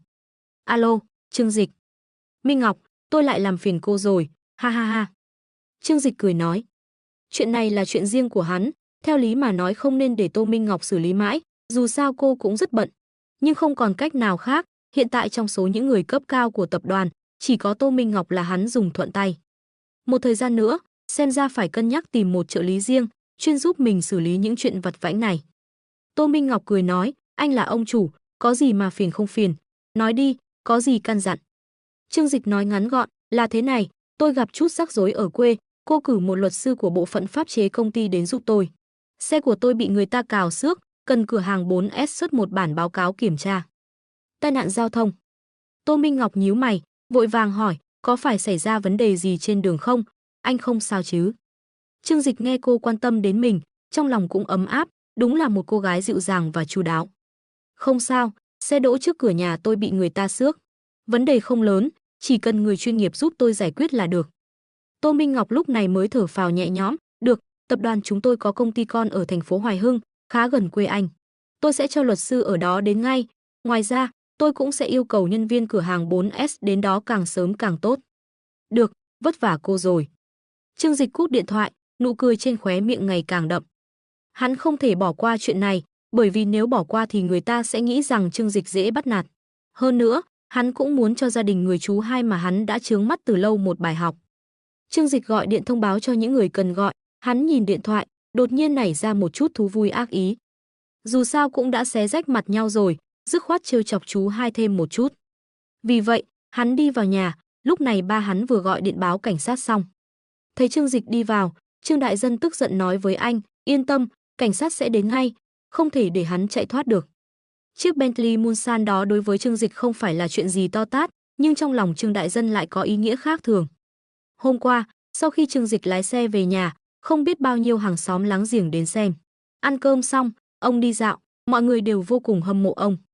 Ở nông thôn, xe cộ và nhà cửa đều là thể diện. Nhà nào mua được xe tốt, đó là chuyện có thể khoe khoang trong nhiều năm. Lấy ví dụ như chú Tư nhà họ mở tiệm rửa xe, năm kia vay tiền mua một chiếc SUV trị giá 20 vạn. Chú Tư mỗi ngày đến nhà họ mua một bao thuốc lá, hai nhà chỉ cách nhau vài trăm mét, đều phải lái xe đến để khoe khoang. Trương Dịch mua chiếc xe sang nhất cả thị trấn, lòng hư vinh của Trương Đại Dân được thỏa mãn vô cùng. Nhưng ngày hôm sau, chú hai của Trương Dịch đã làm xước chiếc xe, ở trong làng thì điều này chẳng khác nào đánh vào mặt. Trương Dịch gật đầu, ba, cho con số điện thoại nhà chú hai, con gọi điện cho chú ấy. Trương Đại Dân cau mày, tên hèn nhát đó chắc chắn không nhận, con gọi điện cho hắn có tác dụng gì. Hắn hiểu rõ tính vô lại của chú hai và gia đình chú hai. Chuyện này trừ khi báo cảnh sát hoặc thậm chí kiện ra tòa, nếu không với tính cách của họ thì không thể đền tiền được. Huống hồ đây lại là một khoản tiền đền bù rất lớn. Con chỉ trêu chọc họ một chút thôi. Trương Dịch cười hí hí. Trương Đại Dân nhìn vẻ mặt danh mãnh của con trai mình, trên mặt cũng lộ ra nụ cười gian xảo. Ông hiểu rõ con trai, từ nhỏ Trương Dịch đã không phải là đứa chịu thiệt, điều này Trương Đại Dân là ba thì hiểu rõ nhất. Được, vậy con gọi đi, xem tên không biết xấu hổ đó nói thế nào. Trương Đại Dân lấy sổ điện thoại ra, Trương Dịch liền gọi điện cho chú Hai theo số điện thoại trên đó. Lúc này, chú Hai và thím Hai đang lái chiếc xe 3 bánh điện nhỏ của họ trên đường về nhà. Nhớ lại chuyện xảy ra hôm nay, hai vợ chồng vừa đi vừa chửi bới, nói hết những lời khó nghe về nhà họ Trương. Hừ, chỉ xước xe nó một đường đã quá dễ dàng cho nó rồi, tôi còn muốn đập nát xe nó nữa cơ. Thím Hai nghiến răng nghiến lợi nói, rõ ràng chỉ xước xe thôi thì bà ta vẫn chưa hả giận. Chú Hai hít một hơi thật sâu, vẻ mặt tức giận nói, thật sự là quá rẻ cho nó. Nhưng chiếc xe tạp nham đó trông cũng khá mới, ước chừng cũng phải 10 mấy vạn. Nếu đập xe nó thì chắc chắn nó còn đòi chúng ta đền tiền, đừng gây chuyện rắc rối. Ông ta nghĩ rằng chiếc xe mà Trương Dịch mua là hàng tạp nham, nếu không thì sao ông ta chưa từng thấy logo xe. Chỉ sức một đường, đến tiệm sửa xe sơn lại một chút là xong, không tốn bao nhiêu tiền. Nếu hắn có bản lĩnh thì cứ đi kiện, vì mấy chục đồng mà cảnh sát cũng không thụ lý đâu. Reng, reng, reng. Chú Hai đang suy nghĩ, điện thoại trong túi reo rất to. Đây là chiếc điện thoại nhái mà ông ta mua trước đây, không dám nói đến các chức năng khác, nhưng loa thì rất to. Chú Hai lái xe, nói với thím Hai, em xem ai gọi điện thoại. Thím Hai vừa với tay lấy điện thoại, vừa nói vẻ không vui, chẳng lẽ là tên khốn kiếp Trương Dịch. Lấy điện thoại ra xem, là một số điện thoại lạ. Số điện thoại Thiên Hải, có phải là Trương Dịch không? Thím Hai hỏi chú Hai một cách không chắc chắn. Chú Hai cười lạnh, tên khốn kiếp, còn dám gọi điện cho tôi thật à? Vừa nãy nếu không phải đang ở nhà nó, tôi đã đánh nó một trận rồi. Chú Hai cảm thấy, mày chọc giận chú mày này không vui, tao xước xe mày là để dạy mày một bài học. Mày còn dám gọi điện cho tao để đòi công lý, đó là đại bất kính. Tôi xem nó có thể làm gì tôi. Chú Hai nghiến răng dừng xe 3 bánh ở bên đường, lấy điện thoại từ tay thím Hai và nghe máy. Alo, ai đấy? Chú Hai hét lên với giọng rất khó chịu. Đầu dây bên kia, khóe miệng Trương Dịch nở một nụ cười gian xảo. Chiếc xe của tôi vừa nãy là ông cào xước đúng không? Chú Hai lười gọi ông ta là chú, cảm thấy ghê tởm. Nói bậy, chiếc xe rách nát nhà mày có cho tao thì tao cũng chẳng thèm, đừng có ở đó vu khống tao. Chú Hai tức giận nói. Không sao, tôi đã báo cảnh sát rồi, rất nhiều người trong làng chúng ta tận mắt chứng kiến là ông làm, ông không thừa nhận cũng vô dụng. Trương Dịch cười nói, trên mặt không có vẻ gì là tức giận. Phì phì phì, thằng khốn kiếp nào nói là tao làm, mày bảo nó đến nói trước mặt tao xem. Chú Hai la lên, dù thế nào đi chăng nữa, ông ta cũng sẽ không thừa nhận mình là người xước xe Trương Dịch. Chơi vô lại thôi mà, mày có thể làm gì tao. Nhưng khi nghe Trương Dịch nói đã báo cảnh sát, trong lòng ông ta vẫn thót một cái, cảm thấy hơi căng thẳng và tức giận. Trương Dịch mày đúng là đồ khốn nạn, chỉ vì một chiếc xe rách nát mà gọi cảnh sát đến bắt tao à? Ha ha, không sao, tôi đã gọi luật sư đến rồi, có cả nhân chứng vật chứng, đến lúc đó chúng ta gặp nhau ở tòa thì gặp nhau ở tòa. Chú Hai nuốt nước bọt, tim bắt đầu đập nhanh hơn. Ông ta cứng cổ la lên, có bản lĩnh thì cứ kiện đi. Dù sao chuyện này cũng không liên quan đến tao, mày muốn làm gì thì làm. Đúng vậy, tôi cũng không mong ông thừa nhận. Gọi điện thoại này chỉ để nói cho ông biết, chiếc xe của tôi mua hơn 500 triệu, sơn lại ước chừng cũng phải mấy chục triệu. Ông chuẩn bị tinh thần đi. Nói xong câu này, Trương Dịch trực tiếp cúp điện thoại. Còn lại, cứ để tên khốn này tự sợ đi. Chú Hai nghe câu cuối cùng Trương Dịch nói, lúc đầu giật mình nhưng rất nhanh sau đó lại cười lạnh. Nói khoác mà không biết ngượng. Thím Hai ở bên cạnh dựng tai nghe, thấy vậy không khỏi hỏi, có chuyện gì vậy? Hắn nói gì? Chú Hai như kể chuyện cười kể lại lời Trương Dịch cho thím Hai nghe, hắn nói chiếc xe của hắn hơn 500 triệu. Tôi xước một cái là mất mấy chục triệu. Ha ha ha, đúng là điên vì tiền, coi tôi như trẻ con 3 tuổi hả? Thím Hai cũng tỏ vẻ khinh thường nói bậy, trên đời này làm gì có ai đi xe đắt thế. Đừng để ý đến hắn, dọa người thì ai mà chẳng làm được. Hai vợ chồng không để chuyện này vào tâm, lái chiếc xe máy nhỏ yêu quý tạch tạch tạch về nhà. Bên nhà họ Trương, sau khi Trương Dịch gọi vài cuộc điện thoại, nhưng không có chuyện gì xảy ra, về nhà mở điện thoại xem phát trực tiếp. Trước cửa nhà họ tụ tập rất nhiều người, đều là đến xem náo nhiệt. Ba mẹ Trương Dịch cũng tức giận, ở trước cửa nhà kể lại đầu đuôi câu chuyện này cho bà con trong làng. Khoảng nửa tiếng sau, cảnh sát đồn trấn đi xe đến. Cảnh sát Trần dẫn theo đồ đệ Tiểu Thái đi làm nhiệm vụ, ở trấn Trương gia, chuyện có thể kinh động đến họ cũng là chuyện hiếm. Phong tục ở nông thôn chất phác, mọi người thường không có mâu thuẫn lớn gì, cho dù có xích mích thì thường cũng tự giải quyết. Đàn ông sắn tay áo lên đánh nhau, phụ nữ có thể ngồi ăn vạ trên đường lớn chửi bới cả ngày. Nhưng, trừ khi thực sự là chuyện lớn không giải quyết được thì mới báo cảnh sát. Vì vậy, hai cảnh sát cũng thấy lạ, rất nhanh đã đến hiện trường. Trần sư phụ và Tiểu Thái lái xe ô tô nhỏ đến nhà họ Trương, từ xa đã thấy một đám người vây quanh. Tiểu Thái khá vui vẻ, 10 ngày nửa tháng họ chưa chắc đã được ra ngoài một lần. Hắn ta lái xe, nói với sư phụ ngồi bên cạnh, sư phụ, động tĩnh này lớn quá nhỉ. Trần sư phụ già cầm trên tay một chiếc cốc giữ nhiệt lớn, bên trong pha sẵn kỳ tử đỏ, đẳng sâm và kim ngân hoa. Nghe đồ đệ nói vậy, trên mặt ông lộ ra nụ cười sâu xa khó lường. Tiểu Thái, cậu còn trẻ, chưa có kinh nghiệm gì cả. Ở trấn của chúng ta, cho dù là mâu thuẫn nhỏ 2 đồng, chỉ cần ầm ĩ lên là có thể vây quanh một đám người. Tiểu Thái gật đầu, vẻ mặt như có điều suy nghĩ, vẫn là người xem náo nhiệt không sợ chuyện lớn. Người báo cảnh sát là Trương đại dân trong làng, nghe nói gần đây con trai ông ta phát tài, mới mua một chiếc xe mới. Kết quả bị người ta rạch một đường, làm sao mà không đau lòng được. Ước tính không có khoảng 1.000 tệ thì không xong. Trần sư phụ vặn nắp cốc uống một ngụm nước lọc, trên mặt cười hì hì, chuyện này ở nông thôn đã được coi là chuyện lớn rồi. Tuy nhiên vấn đề cũng dễ giải quyết, nói trắng ra thì đó là tranh chấp kinh tế, họ chỉ cần ra mặt hòa giải một chút, vấn đề thường có thể được giải quyết. Chúng ta mau qua đó đi, xử lý xong thì về nhà ăn cơm. Trần sư phụ cười hì hì nói. Dân làng thấy xe cảnh sát đến, vội vàng nhường đường, cũng để lộ chiếc xe đỗ trước cửa nhà họ Trương. Đến khi xe cảnh sát đến gần, Trần sư phụ nhìn rõ logo của chiếc xe thì kinh ngạc đến mức làm đổ mất một nửa nước lọc trên tay. Chết tiệt, Bentley. Nụ cười thoải mái trên mặt Tiểu Thái cũng cứng đờ, cái quái gì thế này, ở trấn Trương gia làm sao lại có thể xảy ra tai nạn liên quan đến Bentley. Hai cảnh sát già trẻ nhìn nhau, biểu cảm cũng bắt đầu trở nên nghiêm túc. Xe sang gặp chút vấn đề, đó đều là tai nạn lớn.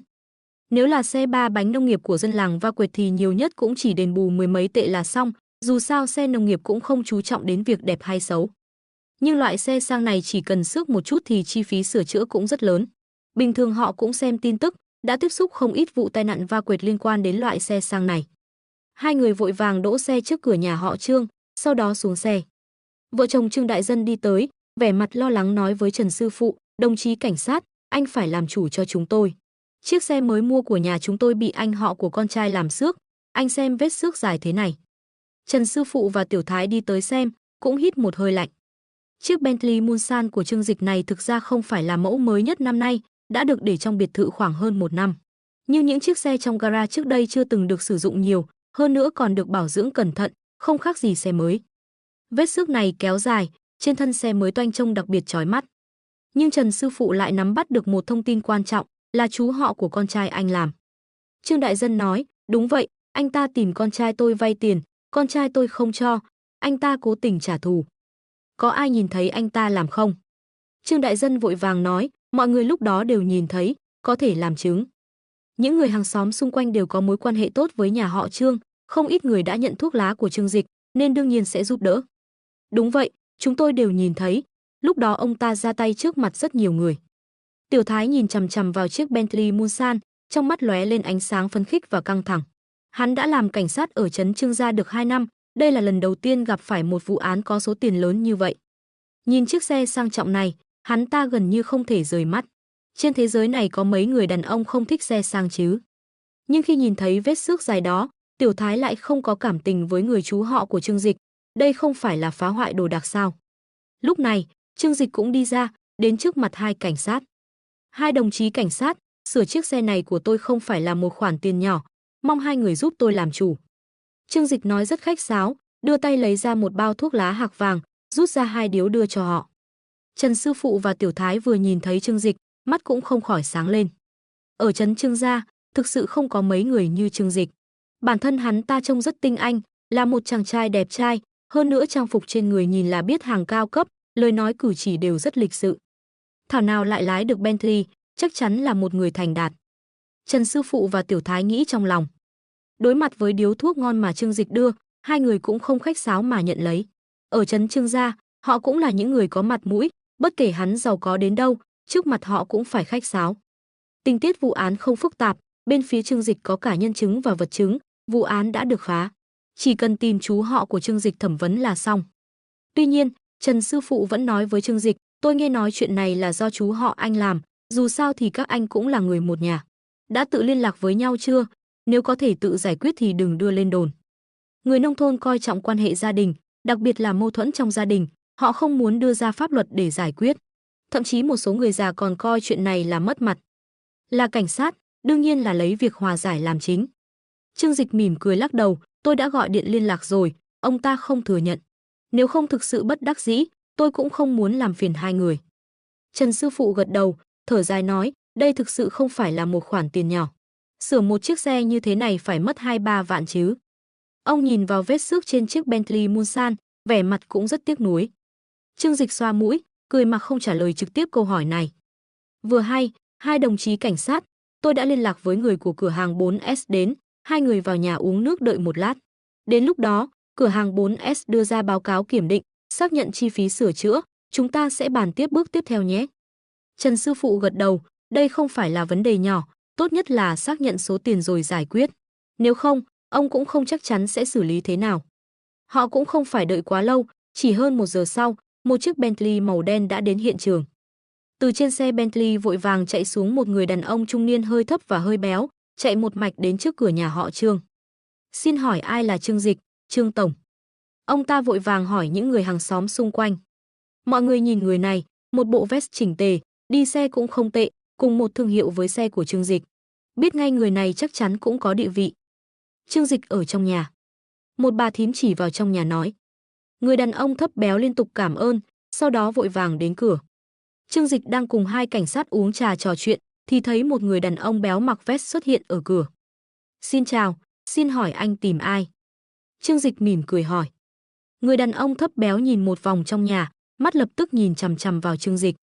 Ông ta mắt sáng lên, 3 bước thành 2 bước đi tới, rất cung kính nói, Trương Tổng, tôi là Vương Lỗi, Tổng Giám đốc cửa hàng 4S Bentley ở thành phố Hoài Hưng, rất mong được chỉ bảo. Vương Lỗi nhìn thấy Trương Dịch, vui đến nỗi khóe miệng sắp chạm đến mang tai. Hôm nay vừa nhận được điện thoại của Tổng Đại lý ở thành phố Thiên Hải, ông ta đã vội vàng đích thân lái xe đến. Đây chính là chủ tịch của tập đoàn Thịnh Thế, doanh nhân giàu có nhất thành phố Thiên Hải, người dùng xe Bentley cấp kim cương của Trung Quốc. Nếu tiếp đãi tốt ông ta, sau này mỗi năm lấy vài chiếc xe của họ, đó sẽ là một khoản lợi nhuận ổn định và dồi dào. Cảnh sát họ Trương và cảnh sát Tiểu Thái nhìn Vương Lỗi với vẻ ngạc nhiên, trong lòng nghĩ, chẳng phải chỉ là một chiếc xe bị xước thôi sao? Trong trường hợp này, cửa hàng 4S thường sẽ cử nhân viên kinh doanh đến phục vụ, không thể nào giám đốc lại giống như nhân viên kinh doanh, từ Hoài Hưng chạy đến trấn Trương gia được chứ. Họ nhìn Trương Dịch với ánh mắt trở nên thận trọng hơn nhiều, rõ ràng là vì thân phận của Trương Dịch mà đến. Có thể khiến giám đốc của cửa hàng 4S Bentley đích thân đến phục vụ, Trương Dịch này không chỉ kiếm được chút tiền đơn giản như vậy. Trương Dịch đứng dậy đi tới, Vương Lỗi vội vàng chủ động đưa tay phải ra. Quy tắc xã hội là khi bắt tay, người có địa vị thấp hơn sẽ chủ động.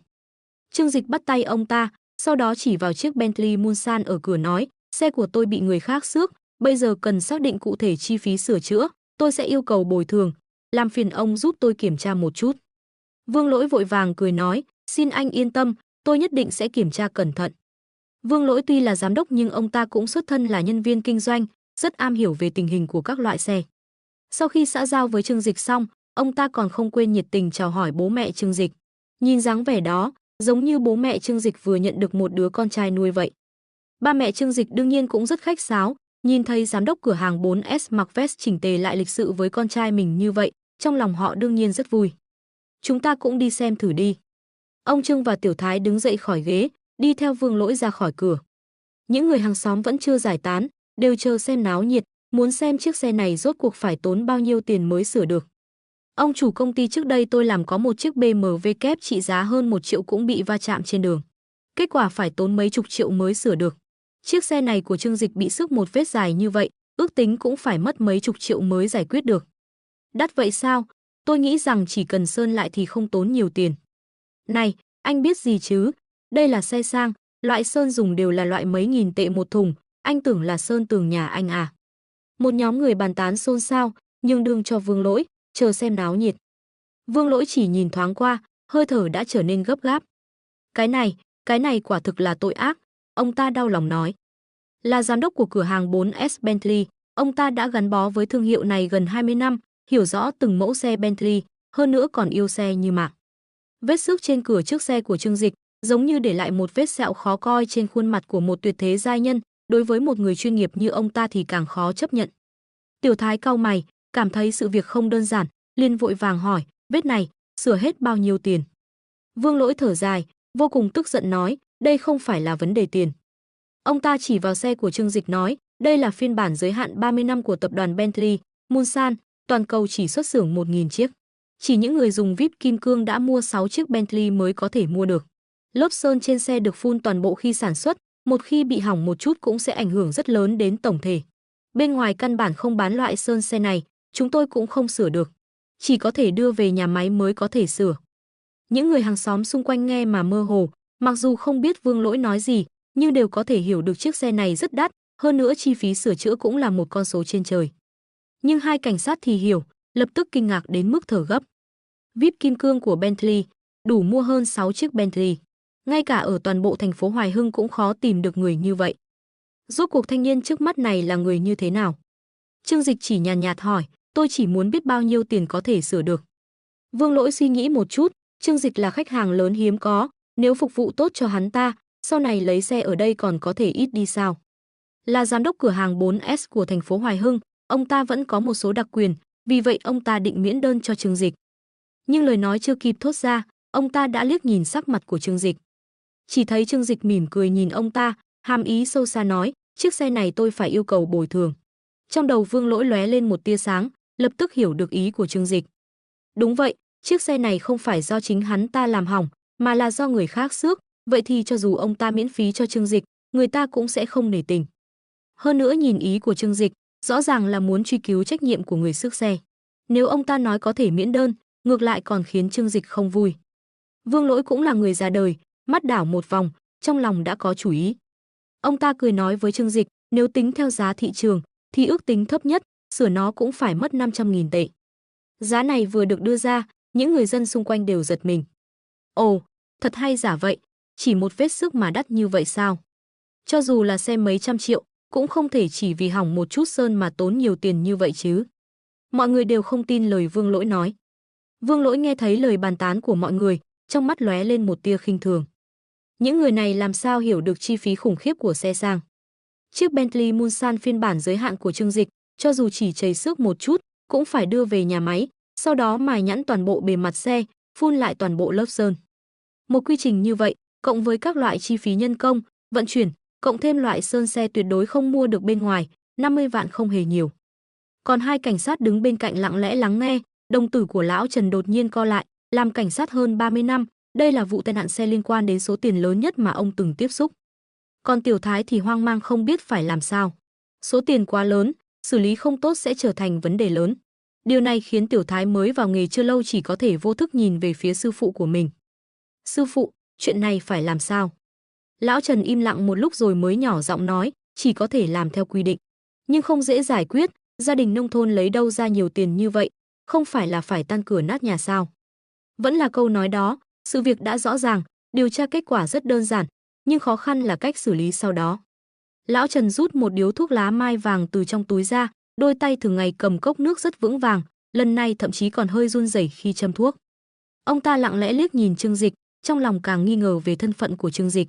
Có thể lái chiếc xe đắt tiền như vậy, có thể khiến giám đốc cửa hàng 4S Bentley của thành phố Hoài Hưng đích thân đến phục vụ, đây phải là thể diện lớn đến mức nào. Nghĩ đến đây, trên mặt ông ta cũng nở một nụ cười đầy chính khí. Anh Trương, anh cứ yên tâm, bảo vệ tài sản của công dân là trách nhiệm mà chúng tôi, những người cảnh sát nhân dân phải thực hiện. Anh xem chúng tôi khi nào đi tìm nghi phạm. Vô thức, giọng điệu của ông ta cũng trở nên khách sáo hơn. Trương Dịch cũng rất khách sáo, hắn liếc nhìn đồng hồ của mình, trong lòng cảm thán, chiếc đồng hồ Patek Philippe trị giá hàng chục triệu chạy cũng chẳng khác gì chiếc đồng hồ điện tử $5. Làm phiền anh đợi một chút, luật sư của tôi sẽ đến ngay. Hắn mỉm cười nói với cảnh sát Trần. Những người xung quanh nghe vậy còn có thể nói gì nữa. Thôi phục rồi. Thật sự phục rồi. Bình thường trong làng nhà ai có chuyện gì mà mời luật sư, chỉ có nhà lão Trương. Vừa dứt lời Trương Dịch, từ phía nam của làng có một chiếc Mercedes màu trắng chạy đến, tút tút tút bấm còi ở bên ngoài đám đông. Ôi trời ơi, lại thêm một chiếc Mercedes. Trời ơi, hôm nay có nhiều xe sang thế này, thật là mãn nhãn. Mọi người vội vàng nhường đường, chiếc Mercedes cũng dừng lại trước cửa nhà Trương. Trời ơi, trong cùng một ngày, 3 chiếc xe sang, trong mắt những người hàng xóm, dừng trước cửa nhà Trương, cảnh tượng này còn hoành tráng hơn cả quan huyện. Cũng không đúng, xe của quan huyện còn không đẹp bằng chiếc Bentley của Trương Dịch. Xe vừa dừng hẳn, lập tức từ trong xe bước ra một người đàn ông trung niên khoảng 40 tuổi, mặc vest, đeo kính gọng vàng.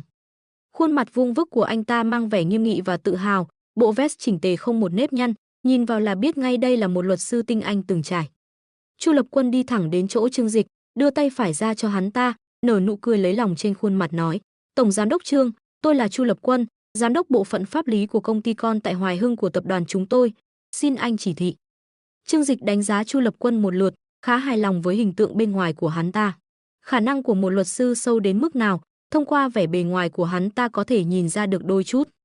Bởi vì những luật sư giỏi đều rất giàu có, ăn mặc cũng nhất định phải chỉn chu. "Lần này làm phiền anh rồi, luật sư Chu, tôi có một vụ án nhỏ ở đây, cần một cố vấn pháp lý chuyên nghiệp. Những vấn đề liên quan đến pháp luật sẽ nhờ anh." Trương Dịch vừa bắt tay vừa nói với hắn: "Xin anh cứ yên tâm, tôi nhất định sẽ cung cấp cho anh sự hỗ trợ pháp lý chuyên nghiệp nhất." Luật sư Chu tự tin cười nói. Chớp mắt, lại có một người nữa lái xe sang, ăn mặc chỉnh tề, có địa vị đến nhà họ Trương, hơn nữa còn gọi Trương Dịch là tổng giám đốc Trương. Những người dân làng Trương gia không biết phải nói gì nữa. Tổng giám đốc Trương, Trương Dịch bây giờ là ông chủ lớn sao? Trời ơi, anh ấy mới bao nhiêu tuổi chứ? Năm nay mới 25 tuổi, nhị đản nhà tôi bằng tuổi nó, bây giờ vẫn đang may quần áo cho người ta ở xưởng may. Ôi, nhìn con nhà người ta giỏi giang biết bao. Người với người đúng là không thể so sánh mà. Trương Dịch từ nhỏ đã thông minh, lại tốt nghiệp đại học trọng điểm, đáng đời phát tài. Những người hàng xóm bàn tán xôn xao, trong lòng vô cùng chấn động. Lúc đầu họ chỉ nghĩ Trương Dịch kiếm được chút tiền bất chính, tài sản có vài trăm triệu, nhiều lắm là hơn chục triệu mà thôi. Nhưng bây giờ nhìn tình hình này, một luật sư dưới trướng của anh ta còn lái xe Mercedes. Trong lòng họ bây giờ đều có một thắc mắc, Trương Dịch bây giờ rốt cuộc làm nghề gì? Sao lại có địa vị và thân phận cao đến vậy? Lão Trần và Tiểu Thái vừa đến đã tỏ ra vẻ cao ngạo, dù sao thì ở cái thị trấn Trương gia nhỏ bé này, với tư cách là công chức, họ có địa vị và thân phận rất cao. Bất kể anh giàu có đến đâu, khi gặp tôi đều phải khách sáo. Nhưng khi nhìn thấy luật sư của Trương Dịch lái xe Mercedes đến, hai người lập tức trở nên rất ngoan ngoãn, thậm chí còn không dám nói nhiều. Chu Lập Quân là ai? Hắn ta xuất thân từ một trong những công ty luật hàng đầu cả nước, được tập đoàn Thịnh Thế trả lương cao để vào bộ phận pháp lý. Hiện đang phụ trách tất cả các vấn đề pháp lý của tập đoàn Thịnh Thế tại thành phố Hoài Hưng. Hắn ta vừa đứng ở đây, khí chất của một luật sư dày dặn kinh nghiệm đã khiến người ta phải e sợ. Vị luật sư này nhìn là biết có bản lĩnh, giống như trong phim truyền hình vậy. Lần này Lý Chí Quốc xui xẻo rồi. Những người hóng hớt không sợ chuyện lớn, ngược lại càng náo nhiệt thì họ càng vui. Lúc đầu khi Lý Chí Quốc làm xước xe của Trương Dịch, mọi người chỉ xem như chuyện cười, nghĩ rằng Trương Dịch và ba mẹ hắn sẽ đi tìm Lý Chí Quốc gây sự, chặn trước cửa nhà mắng chửi 3 ngày 3 đêm. Sau đó họ sẽ bê ghế ra, tự chuẩn bị hạt dưa và lạc để hóng hớt.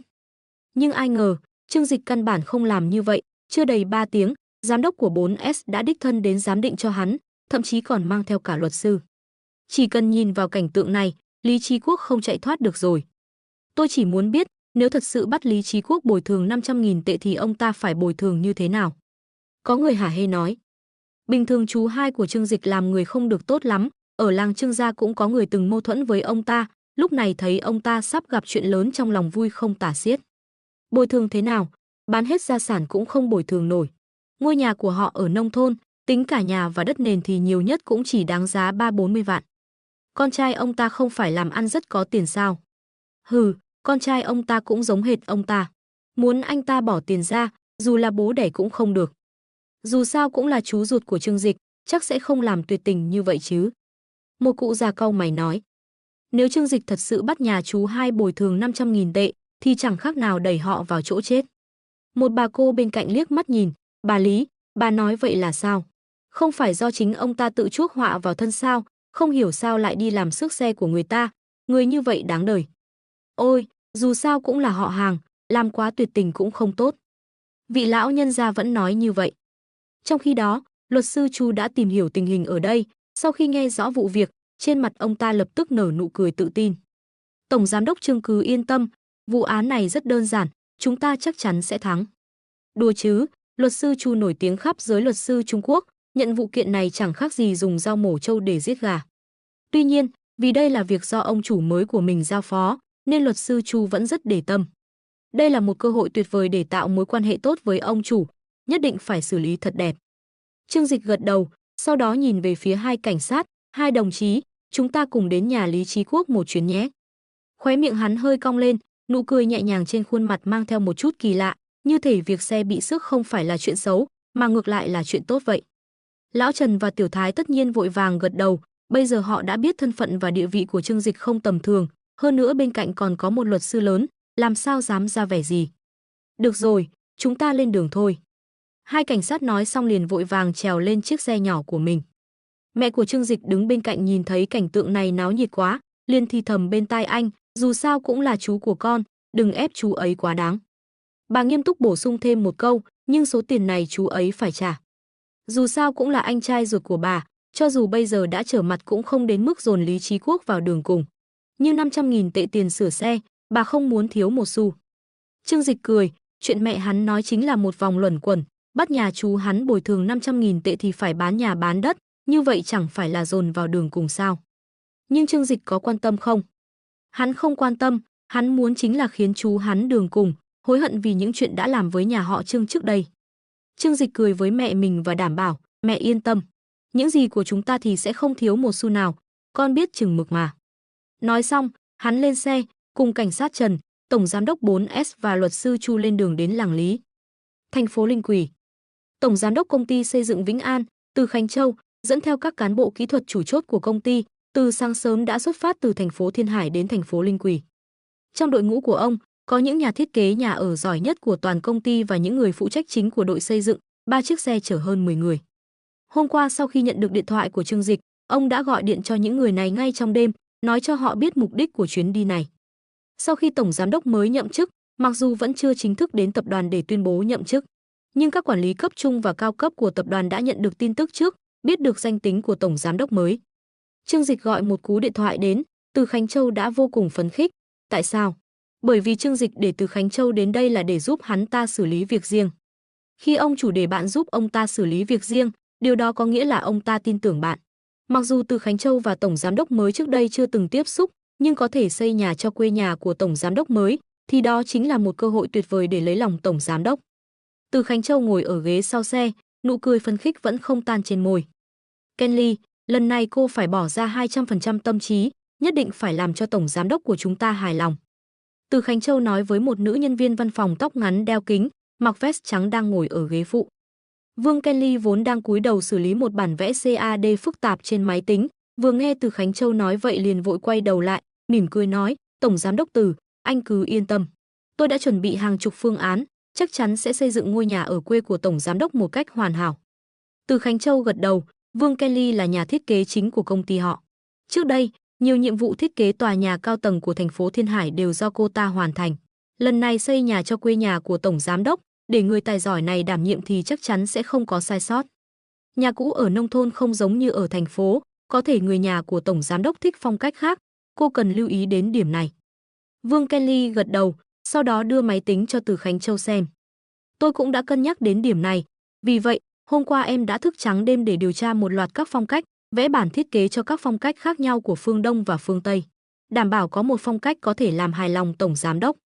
Từ Khánh Châu đeo kính nhìn kỹ vào máy tính. Quả nhiên, trên máy tính của Vương Kenly có ít nhất hàng chục bản phác thảo. Hiện đại, cổ điển, tối giản, kiểu cung điện, thậm chí cả kiểu nhà của địa chủ những năm 80 của thế kỷ trước đều nằm trong số các phương án dự kiến. Các loại hình dáng đều đầy đủ, tốt lắm. Từ Khánh Châu cười gật đầu, cô nhớ nhé. Kenly, nếu hoàn thành tốt dự án lần này, sau này cô sẽ có thể có một chút địa vị trước mặt tổng giám đốc. Ông hít một hơi thật sâu, cảm thán, dù sao thì từ việc anh ấy xây nhà cho quê nhà, lại để công ty Vĩnh An của chúng ta đích thân đảm nhiệm, có thể thấy anh ấy là một người rất coi trọng gia đình. Ánh mắt Vương Kenly lóe lên tia hy vọng, nếu có thể móc nối được quan hệ với tổng giám đốc tập đoàn, dù chỉ để lại một chút ấn tượng, thì đối với tiền đồ của cô mà nói cũng có ý nghĩa rất lớn. Đang nói chuyện, xe đột nhiên xóc một cái. Từ Khánh Châu không ngồi vững, suýt nữa ngã từ ghế xuống phía trước. Tài xế vội vàng nói, xin lỗi, tổng giám đốc Từ. Tình hình giao thông ở đây không được tốt lắm. Từ Khánh Châu nhìn ra ngoài cửa sổ, phát hiện đã đến một thành phố trông có vẻ hơi cũ kỹ. Mặt đường của thành phố cũng không được bằng phẳng lắm, có rất nhiều ổ gà lớn nhỏ. Chúng ta đến đâu rồi? Ông hỏi. Tài xế nhìn vào bản đồ chỉ đường, nói, đã đến thành phố Linh Quỳ rồi, đi thêm 50 km nữa là đến đích. Ồ, Từ Khánh Châu gật đầu, sau đó tự lẩm bẩm, không ngờ quê nhà của Tổng Giám đốc Trương lại ở một nơi nghèo nàn như thế này. Thân phận của Trương Dịch, ngoài Tô Minh Ngọc ra thì những người khác đều không biết. Dù sao cũng là Tổng Giám đốc được điều động đến, đột nhiên lại được sở hữu toàn bộ tài sản của tập đoàn, người không biết còn tưởng là công tử của một tập đoàn tài phiệt nào đó. Sau khi vào thành phố, xe cộ trên đường cũng trở nên đông đúc. Thêm vào đó, tình hình giao thông không được tốt lắm, nên tốc độ xe của tài xế cũng chậm lại. Tuy nhiên, đội ngũ của họ, 3 chiếc xe đều là xe sang có giá trị hơn 1 triệu, nên trên đường phố thành phố Linh Quỳ trở nên vô cùng nổi bật. Thông thường, nếu những chiếc xe sang như thế này xuất hiện không chỉ một chiếc thì hoặc là có người kết hôn, hoặc là có người giàu có xuất hiện. Khi đi qua một ngã tư, đoàn xe dừng lại, ở đó chờ đèn đỏ qua. Bên kia đường có một chiếc Audi A6 màu đen, cửa sổ xe ở ghế sau từ từ hạ xuống, từ bên trong thò ra một cái đầu hói. Hắn ta nhìn những chiếc xe này, tò mò nói, tôi không nhớ là ở thành phố của chúng ta có ai ra ngoài phô trương như vậy. Tài xế kiêm thư ký ở hàng ghế trước cười nói, lãnh đạo, có lẽ đây là người ngoài đến. Dù sao thì thành phố của chúng ta cũng nằm trên đường tỉnh. Cũng có thể. Người đàn ông hói gật đầu, vô tình nhìn thêm 2 lần vào chiếc Cadillac đó, luôn cảm thấy có chút quen mắt. Hắn ta nhíu mày suy nghĩ kỹ, trong đầu hiện lên một người. Ôi trời, chiếc xe này có vẻ giống xe của lão Từ, năm ngoái họp lớp tôi đã gặp. Nghĩ đến đây, hắn ta vội vàng nói với thư ký, Tiểu Ngô, nhanh đuổi theo, đừng để anh ta đi. Bên kia đèn xanh bật sáng, xe của Từ Khánh Châu liền nổ máy. Tiểu Ngô nhấn ga đuổi theo, 2 chiếc xe một chiếc đi thẳng một chiếc rẽ phải, vừa vặn sau khi qua ngã tư thì đi trước sau. Bíp bíp, bíp bíp. Tiểu Ngô bấm còi, người đàn ông hói gục đầu xuống cửa sổ hét lớn ra ngoài, có phải Tổng Giám đốc Từ Khánh Châu không? Động tĩnh bên này đã thu hút sự chú ý của Từ Khánh Châu, ông quay đầu lại nhìn, lập tức vui vẻ. Dừng xe, dừng xe. Ông ra hiệu cho tài xế dừng xe bên lề đường, sau đó vui vẻ bước xuống. Chiếc Audi bên kia cũng dừng lại ở lề đường, người đàn ông hói bước xuống xe. Hai người vừa gặp mặt đã cười nắm tay nhau. Tổng Giám đốc Từ, lâu rồi không gặp. Đúng vậy, huyện trưởng Vu, sau buổi họp lớp năm ngoái, đây là lần đầu tiên chúng ta gặp lại. Từ Khánh Châu cười chào hỏi. Người đàn ông trước mặt này hói đầu, mặc áo sơ mi kẻ sọc và quần tây không ai khác chính là quan chức cấp cao của thành phố Linh Quỳ, Vu Phượng Cử. Hai người là bạn học đại học, sau khi tốt nghiệp, Vu Phượng Cử đi theo con đường chính trị, còn Từ Khánh Châu thì đến tập đoàn Thịnh Thế. Bạn cũ gặp nhau, khách sáo chào hỏi một hồi. Vu Phượng Cử tuy là quan chức cấp cao của thành phố Linh Quỳ, nhưng khi gặp Từ Khánh Châu, thái độ vẫn rất khách sáo. Một quan chức của một huyện nghèo, khi đối mặt với một tổng giám đốc công ty con của tập đoàn Thịnh Thế như Từ Khánh Châu, thái độ nhất định phải khách sáo. Lão Từ, lần này hiếm khi anh đến huyện của chúng tôi. Đừng nói gì nữa, lát nữa chúng ta phải uống với nhau 2 ly. Vu Phượng Cử nắm tay Từ Khánh Châu cười nói. Công ty xây dựng Vĩnh An là một công ty con rất quan trọng của tập đoàn Thịnh Thế, giữ Từ Khánh Châu lại, biết đâu lại có cơ hội kêu gọi đầu tư. Vu Phượng Cử nghĩ gì, Từ Khánh Châu hiểu rõ trong lòng. Trên thực tế, nếu không phải vì yêu cầu của Trương Dịch, ông ta cũng sẽ không dẫn theo đội ngũ quan trọng đến một huyện nhỏ hạng bét như thế này. Nếu có điều kiện, giúp đỡ bạn học cũ cũng không có vấn đề gì. Nhưng hôm nay ông còn có việc quan trọng, thực sự không thể trì hoãn ở đây. Vì vậy, ông ta xua tay, tiếc nuối nói, Lão Vu, không phải tôi không nể mặt anh, mà là hôm nay tôi thực sự có việc rất quan trọng phải đi. Hay là thế này, hôm khác tôi mời anh nhé. Vu Phượng Cử cười tươi nói, đừng mà, tôi gặp anh một lần không dễ đâu. Chỉ là bạn học cũ muốn uống với anh một ly thôi, không mất nhiều thời gian đâu. Mặc dù là người đứng đầu một huyện, nhưng Vu Phượng Cử cũng có nỗi khổ riêng. Huyện Linh Quỳ là huyện nghèo cấp quốc gia, nằm ở vùng đồng bằng. Ngoài nông nghiệp phát triển hơn một chút, công nghiệp và du lịch đều không phát triển được. Vì vậy, nền kinh tế của họ vẫn luôn không tốt, hàng năm đều phải nhận cứu trợ của nhà nước. Là quan huyện, Vu Phượng Cử luôn muốn lập thành tích. Nhưng xảo phụ khó nấu được bữa cơm không gạo, không có nguồn lực tốt thì căn bản không thể phát triển kinh tế. Vì vậy, bây giờ, cách duy nhất của ông là thu hút các doanh nghiệp lớn, sử dụng phương pháp kêu gọi đầu tư để cải thiện môi trường kinh tế tồi tệ của địa phương. Việc kêu gọi đầu tư này không dễ làm, Vu Phượng Cử chạy đôn chạy đáo cũng không chiêu mộ được mấy doanh nghiệp lớn đến. Người ta hoặc là trên nơi này không có nguồn lực, hoặc là thấy phúc lợi cho không đủ, còn không bằng đến những nơi có nguồn lực tốt để đầu tư. Hôm nay Vu Phượng Cử đang buồn phiền, vừa khéo nhìn thấy xe của Từ Khánh Châu đi qua. Không phải, ông cũng muốn đánh bài tình cảm, để Tổng Giám đốc Từ giúp mình. Từ Khánh Châu nhìn thấy dáng vẻ cầu xin của Vu Phượng Cử, trong lòng cũng có chút không đành lòng. Hồi đại học, họ còn là anh em cùng phòng ký túc xá, là những người cùng nhau thức đêm đánh bài, cùng nhau thi trượt môn, cùng nhau đi vé số ở phố sau. Ông ta cũng biết khó khăn của Vu Phượng Cử, ở cái nơi chim không thèm yểm này mười mấy năm rồi. Tuy đã leo lên được vị trí quan huyện, nhưng nếu muốn tiến xa hơn nữa mà không có đủ thành tích thì cũng là điều không thể. Ông thở dài, quyết định giúp hắn ta một tay. Lão Vu này, tôi nói thật với anh nhé, công ty của tôi là làm xây dựng, không giúp ích gì cho sự phát triển của các anh ở đây. Nhưng lần này đừng nói là bạn học cũ mà tôi không giúp anh. Có một quý nhân đang ở ngay huyện của các anh, nếu anh nắm bắt được người đó, đảm bảo kêu gọi đầu tư không có áp lực. Từ Khánh Châu rất nghiêm túc nói với Vu Phượng Cử. Vu Phượng Cử vừa nghe nửa câu đầu của Từ Khánh Châu, ánh mắt còn có chút bất lực. Nhưng đến khi anh nói hết câu sau, mắt Vu Phượng Cử lập tức sáng lên. Lão Từ, người anh nói là ai? Từ Khánh Châu cười nói, người này là tổng giám đốc mới nhậm chức của tập đoàn Thịnh Thế chúng tôi. Bản thân anh ta là người huyện Linh Quỳ của các anh, tôi nghĩ anh đi cầu xin anh ta, nể tình là đồng hương, anh ta hẳn sẽ giúp anh. Vu Phượng Cử giật mình, kinh ngạc nói, tổng giám đốc của tập đoàn Thịnh Thế là người huyện Linh Quỳ chúng tôi sao? Tôi chưa từng nghe nói huyện Linh Quỳ có nhân vật lợi hại như vậy. 2 năm nay, ông chạy quan hệ, tìm hết tất cả những ông chủ giàu có ở huyện Linh Quỳ. Nhưng chưa từng nghe nói ông chủ của tập đoàn Thịnh Thế là người huyện Linh Quỳ. Từ Khánh Châu nhíu mày ngạc nhiên, nhưng vẫn gật đầu rất chắc chắn, điều này tuyệt đối là thật. Nói thật với anh, lần này tôi đến huyện Linh Quỳ là do tổng giám đốc chúng tôi cử đến, nói là muốn về quê xây lại nhà. Lúc này Vu Phượng Cử mới tin trong lòng. Đã về xây nhà rồi, thì dù không phải quê của tổng giám đốc tập đoàn Thịnh Thế, thì cũng phải là nhà của người thân của hắn ta. Chỉ cần có thể phàn được quan hệ, thì việc tìm hắn ta giúp đỡ không khó. Tập đoàn Thịnh Thế. Ánh mắt Vu Phượng Cử tràn đầy tia hy vọng. Ở tỉnh Giang Nam, ai mà không biết tập đoàn Thịnh Thế. Đó là một doanh nghiệp lớn tham gia vào nhiều ngành nghề. Chưa niêm yết trên sàn chứng khoán nhưng nghe nói đã có giá trị ước tính lên đến nghìn tỷ. Nếu niêm yết trên sàn chứng khoán, giá trị thị trường này ít nhất cũng phải 4-5 nghìn tỷ. Nếu họ có thể đến huyện Linh Quỳ đầu tư, hê hê hê, Vu Phượng Cử có thể vui đến nỗi ngủ cũng cười ra tiếng. Lão Từ, lần này làm phiền anh giới thiệu giúp tôi. Vu Phượng Cử cười nói với Từ Khánh Châu.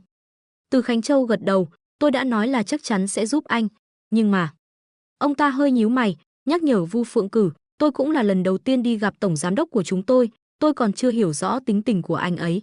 Vì vậy, đến lúc đó anh nhất định phải cẩn thận, đừng chọc anh ấy không vui. Chắc chắn rồi. Vu Phượng Cử liên tục gật đầu. Từ Khánh Châu cười nói, vậy chúng ta đi thôi. Tôi cũng phải nhanh chóng đi thôi, dù sao tôi còn có nhiệm vụ. Vu Phượng Cử suy nghĩ một chút, rồi ra lệnh cho thư ký Tiểu Ngô, nhanh đi siêu thị bên cạnh mua ít đồ mang theo. Tổng giám đốc về quê xây nhà, chắc chắn trong nhà có người già. Vậy thì mua ít thực phẩm chức năng cao cấp. Từ Khánh Châu thấy vậy cũng không ngăn cản, mặc dù những thứ Vu Phượng Cử mua tổng giám đốc có thể không để mắt đến, nhưng dù sao cũng là thể hiện một chút tâm ý. Nhân tình thế thái, có một số quy tắc không thể thiếu. Tiểu Ngô vội vàng đi mua mấy hộp thực phẩm chức năng cao cấp nhét vào cốp xe, sau đó Vu Phượng Cử theo xe của Từ Khánh Châu đến trấn Trương Gia. Lúc này, xe của Trương Dịch và những người khác cũng đã đến thôn Lý Gia. Sau khi Trương Dịch và chú ruột Lý Chí Quốc về nhà, trước tiên là ăn trưa, cơn tức buổi sáng ở nhà Trương Dịch vẫn chưa tiêu. Hai người miệng không ngừng, mắng Trương Dịch từ đầu đến chân, từ lúc anh 1 tuổi đái dầm, cho đến khi anh tốt nghiệp đi làm. Thằng khốn nạn, từ nhỏ đã không biết lễ phép, lớn lên càng không ra gì. Đối với chú ruột của mình mà cũng dám cãi, nếu tôi là ba nó, tôi đã dùng thắt lưng treo nó lên đánh cho một trận. Chú hai ngồi trên ghế sofa, vừa hút thuốc vừa tức giận nói. Trên TV đang chiếu bộ phim tình cảm bi lụy của những năm 70 thế kỷ trước, chú hai vừa xem vừa mắng Trương Dịch. Tâm trạng không tốt, thuốc lá cũng hút nhanh hơn. Rất nhanh, gạt tàn thuốc trước mặt đã đầy đầu thuốc. Ông ta với tay lấy thêm, phát hiện bao thuốc đã hết. Hôm qua vẫn còn nửa bao thuốc lợi dân lấy trộm từ nhà Trương Dịch. Chú hai nhíu mày, thuốc lá này cũng không hút được. Thúy Hà, đi lấy cho chú một bao thuốc. Bà thím đứng dậy định đi lấy thuốc, đột nhiên nghĩ ra điều gì đó, quay đầu nói, anh ngốc à, nhà mình chưa bao giờ mua thuốc lá. Chú hai vỗ đầu, chú bị thằng khốn nạn kia chọc tức đến hồ đồ rồi. Đúng vậy, ông ta hút thuốc chưa bao giờ tự mua. Bình thường ra ngoài đi dạo thấy ai hút thuốc là lại đến xin một điếu. Nói sao nhà họ giàu có được chứ, chính là tiết kiệm như vậy. Bà thím ngồi xuống, đột nhiên nghĩ đến chuyện Trương Dịch gọi điện thoại vừa nãy. Bà chọc chọc chú hai, này, anh nói xem anh làm xước xe của nó, lát nữa nó có đến tìm chúng ta không? Chú hai nghe vậy cười đắc ý, như thể mình là Gia Cát Lượng đang bày mưu tính kế. Nó không có gan đâu, đây là địa bàn của nhà họ Lý chúng ta, cho dù nó có đến thì tìm ai để nói lý. Chỉ là một chiếc xe tạp cũ nát thôi, làm sức một vết nhiều nhất cũng chỉ mất vài trăm tệ để sửa. Cho dù nó có đi báo cảnh sát thì người ta cũng lười lập án. Bà thím cười nói, anh đúng là thông minh. Xe của lão Trần và Tiểu Thái dẫn đường phía trước, xe của Trương Dịch và những người khác bám sát phía sau, đi vào con đường làng của thôn Lý. Lúc này mới hơn 2 giờ chiều, mọi người vừa ăn trưa xong không lâu, ra ngoài hóng mát. Một đoàn xe như vậy xuất hiện ở thôn Lý, rất nhanh đã thu hút sự chú ý của tất cả dân làng. Những chiếc xe này trông không tệ, nhà ai cưới vợ vậy? Một ông lão tay cầm quạt phe phẩy, chỉ vào đoàn xe đang chậm rãi đi qua nói. Một bà thím ngồi trên cối đá bên đường, lắc đầu nói, không giống lắm. Làng chúng ta không nghe nói nhà nào gả con gái, theo tôi thì 8 phần là đến xem mắt. Trong đó có một bà cô mắt tinh, lập tức nhìn thấy chiếc xe đầu tiên là xe cảnh sát. Ôi trời ơi, đó là xe cảnh sát, không phải là lãnh đạo cấp trên đến chứ. Mọi người nghe vậy đều đứng dậy, thò đầu ra xem đoàn xe đang tiến về phía trước. Thật sự là xe cảnh sát sao? Không xong rồi, chắc chắn có chuyện rồi, chúng ta qua xem thử. Mọi người đều phấn khích. Vừa ăn trưa xong không lâu, đang lo không biết chiều nay sẽ giết thời gian thế nào đây. Bây giờ cuối cùng cũng có trò hay để xem rồi. Vì vậy, mọi người từng tốp đi theo. Trên đường đi, có những dân làng khác nhìn thấy cảnh này liền mở miệng hỏi thăm. Nghe nói có thể là lãnh đạo cấp trên đến, họ cũng vội vàng bỏ công việc trong tay chạy đến hóng chuyện. Những đứa trẻ trong làng nhìn thấy những chiếc xe bóng loáng này cũng rất vui. Hàng ngày chúng thường thấy nhất là xe ba gác nông nghiệp, nhiều nhất cũng chỉ là xe thọ lý 10 mấy vạn. Những chiếc xe đẹp như vậy, dưới ánh nắng mặt trời phản chiếu ra ánh sáng màu xanh lam, chúng rất ít khi được nhìn thấy. Vì vậy, một đám trẻ con đuổi theo xe chạy về phía trước. Xe đi một mạch về phía trước, cuối cùng dừng lại trước cửa một nhà ở phía bắc làng. Nhà chú hai khá khẩm, 10 mấy năm trước đã xây nhà 2 tầng, phía trước còn có một cái sân lớn, lắp một cánh cổng sắt lớn màu đen. Trên cổng dùng đồng thau làm 2 con thú lớn, nhìn vào thực sự có chút hương vị của đại trạch hào môn thời xưa. Dân làng vây quanh, vừa nhìn thấy dừng trước cửa nhà Lý Chí Quốc, ai nấy đều bàn tán xôn xao. Đây không phải là nhà Lý Chí Quốc sao? Nhiều xe sang như vậy dừng trước cửa nhà ông ta, có chuyện gì vậy? Ai mà biết được, lão già này bình thường rất gian xảo. Không biết có phải ở bên ngoài gây chuyện gì không? Hừ, nhân phẩm của ông ta như vậy, ai mà nói chắc được. Sau khi mấy chiếc xe dừng lại, cửa xe lần lượt mở ra. Trương Dịch lái chiếc Bentley Mulsanne đến, vết lõm trên cửa xe rất rõ ràng, giống như mọc ra một cái miệng lớn xấu xí. Lão Trương và cảnh sát Tiểu Thái xuống xe, lập tức đi gõ cửa sắt lớn nhà Lý Chí Quốc. Lý Chí Quốc, có nhà không? Không lâu sau, bà thím đang xem tivi trong nhà đi ra. Ai vậy? Ban ngày ban mặt không ngủ mà đến nhà chúng tôi ầm ĩ. Miệng bà ta rất không vui phàn nàn, nhưng vừa bước vào sân thì người đã ngây ra. Trước cửa có 2 cảnh sát mặc đồng phục đang đứng, phía sau có một đám đông vây quanh xem náo nhiệt. Bà ta nhìn thấy đứa cháu trai khốn nạn trong đám đông, lúc này nó đang nhìn mình với vẻ mặt thích thú. Bà thím thầm nghĩ, xong rồi, đứa súc sinh này lại báo cảnh sát. Mở cửa, có việc cần các người phối hợp điều tra. Cảnh sát lão Trần nói với bà thím. Bà thím sợ ngây người, cũng không mở cửa, vội vàng chạy vào nhà. Bà vừa chạy vừa hét, Chí Quốc, xong rồi, đứa cháu chết tiệt của anh báo cảnh sát rồi, cảnh sát tìm đến tận nhà mình. Lý Chí Quốc đang tân hữu vị xem tivi, nghe vợ nói vậy cũng giật mình. Á, nó báo cảnh sát rồi. Sắc mặt Lý Chí Quốc trở nên rất khó coi, tức giận xông thẳng lên đầu. Thứ vô liêm sỉ này, người ta đều nói chuyện xấu trong nhà không nên truyền ra ngoài, nó lại còn báo cảnh sát, không thấy mất mặt à? Nó không hiểu chuyện thì ba mẹ nó cũng không hiểu chuyện, cứ để nó hồ làm sao?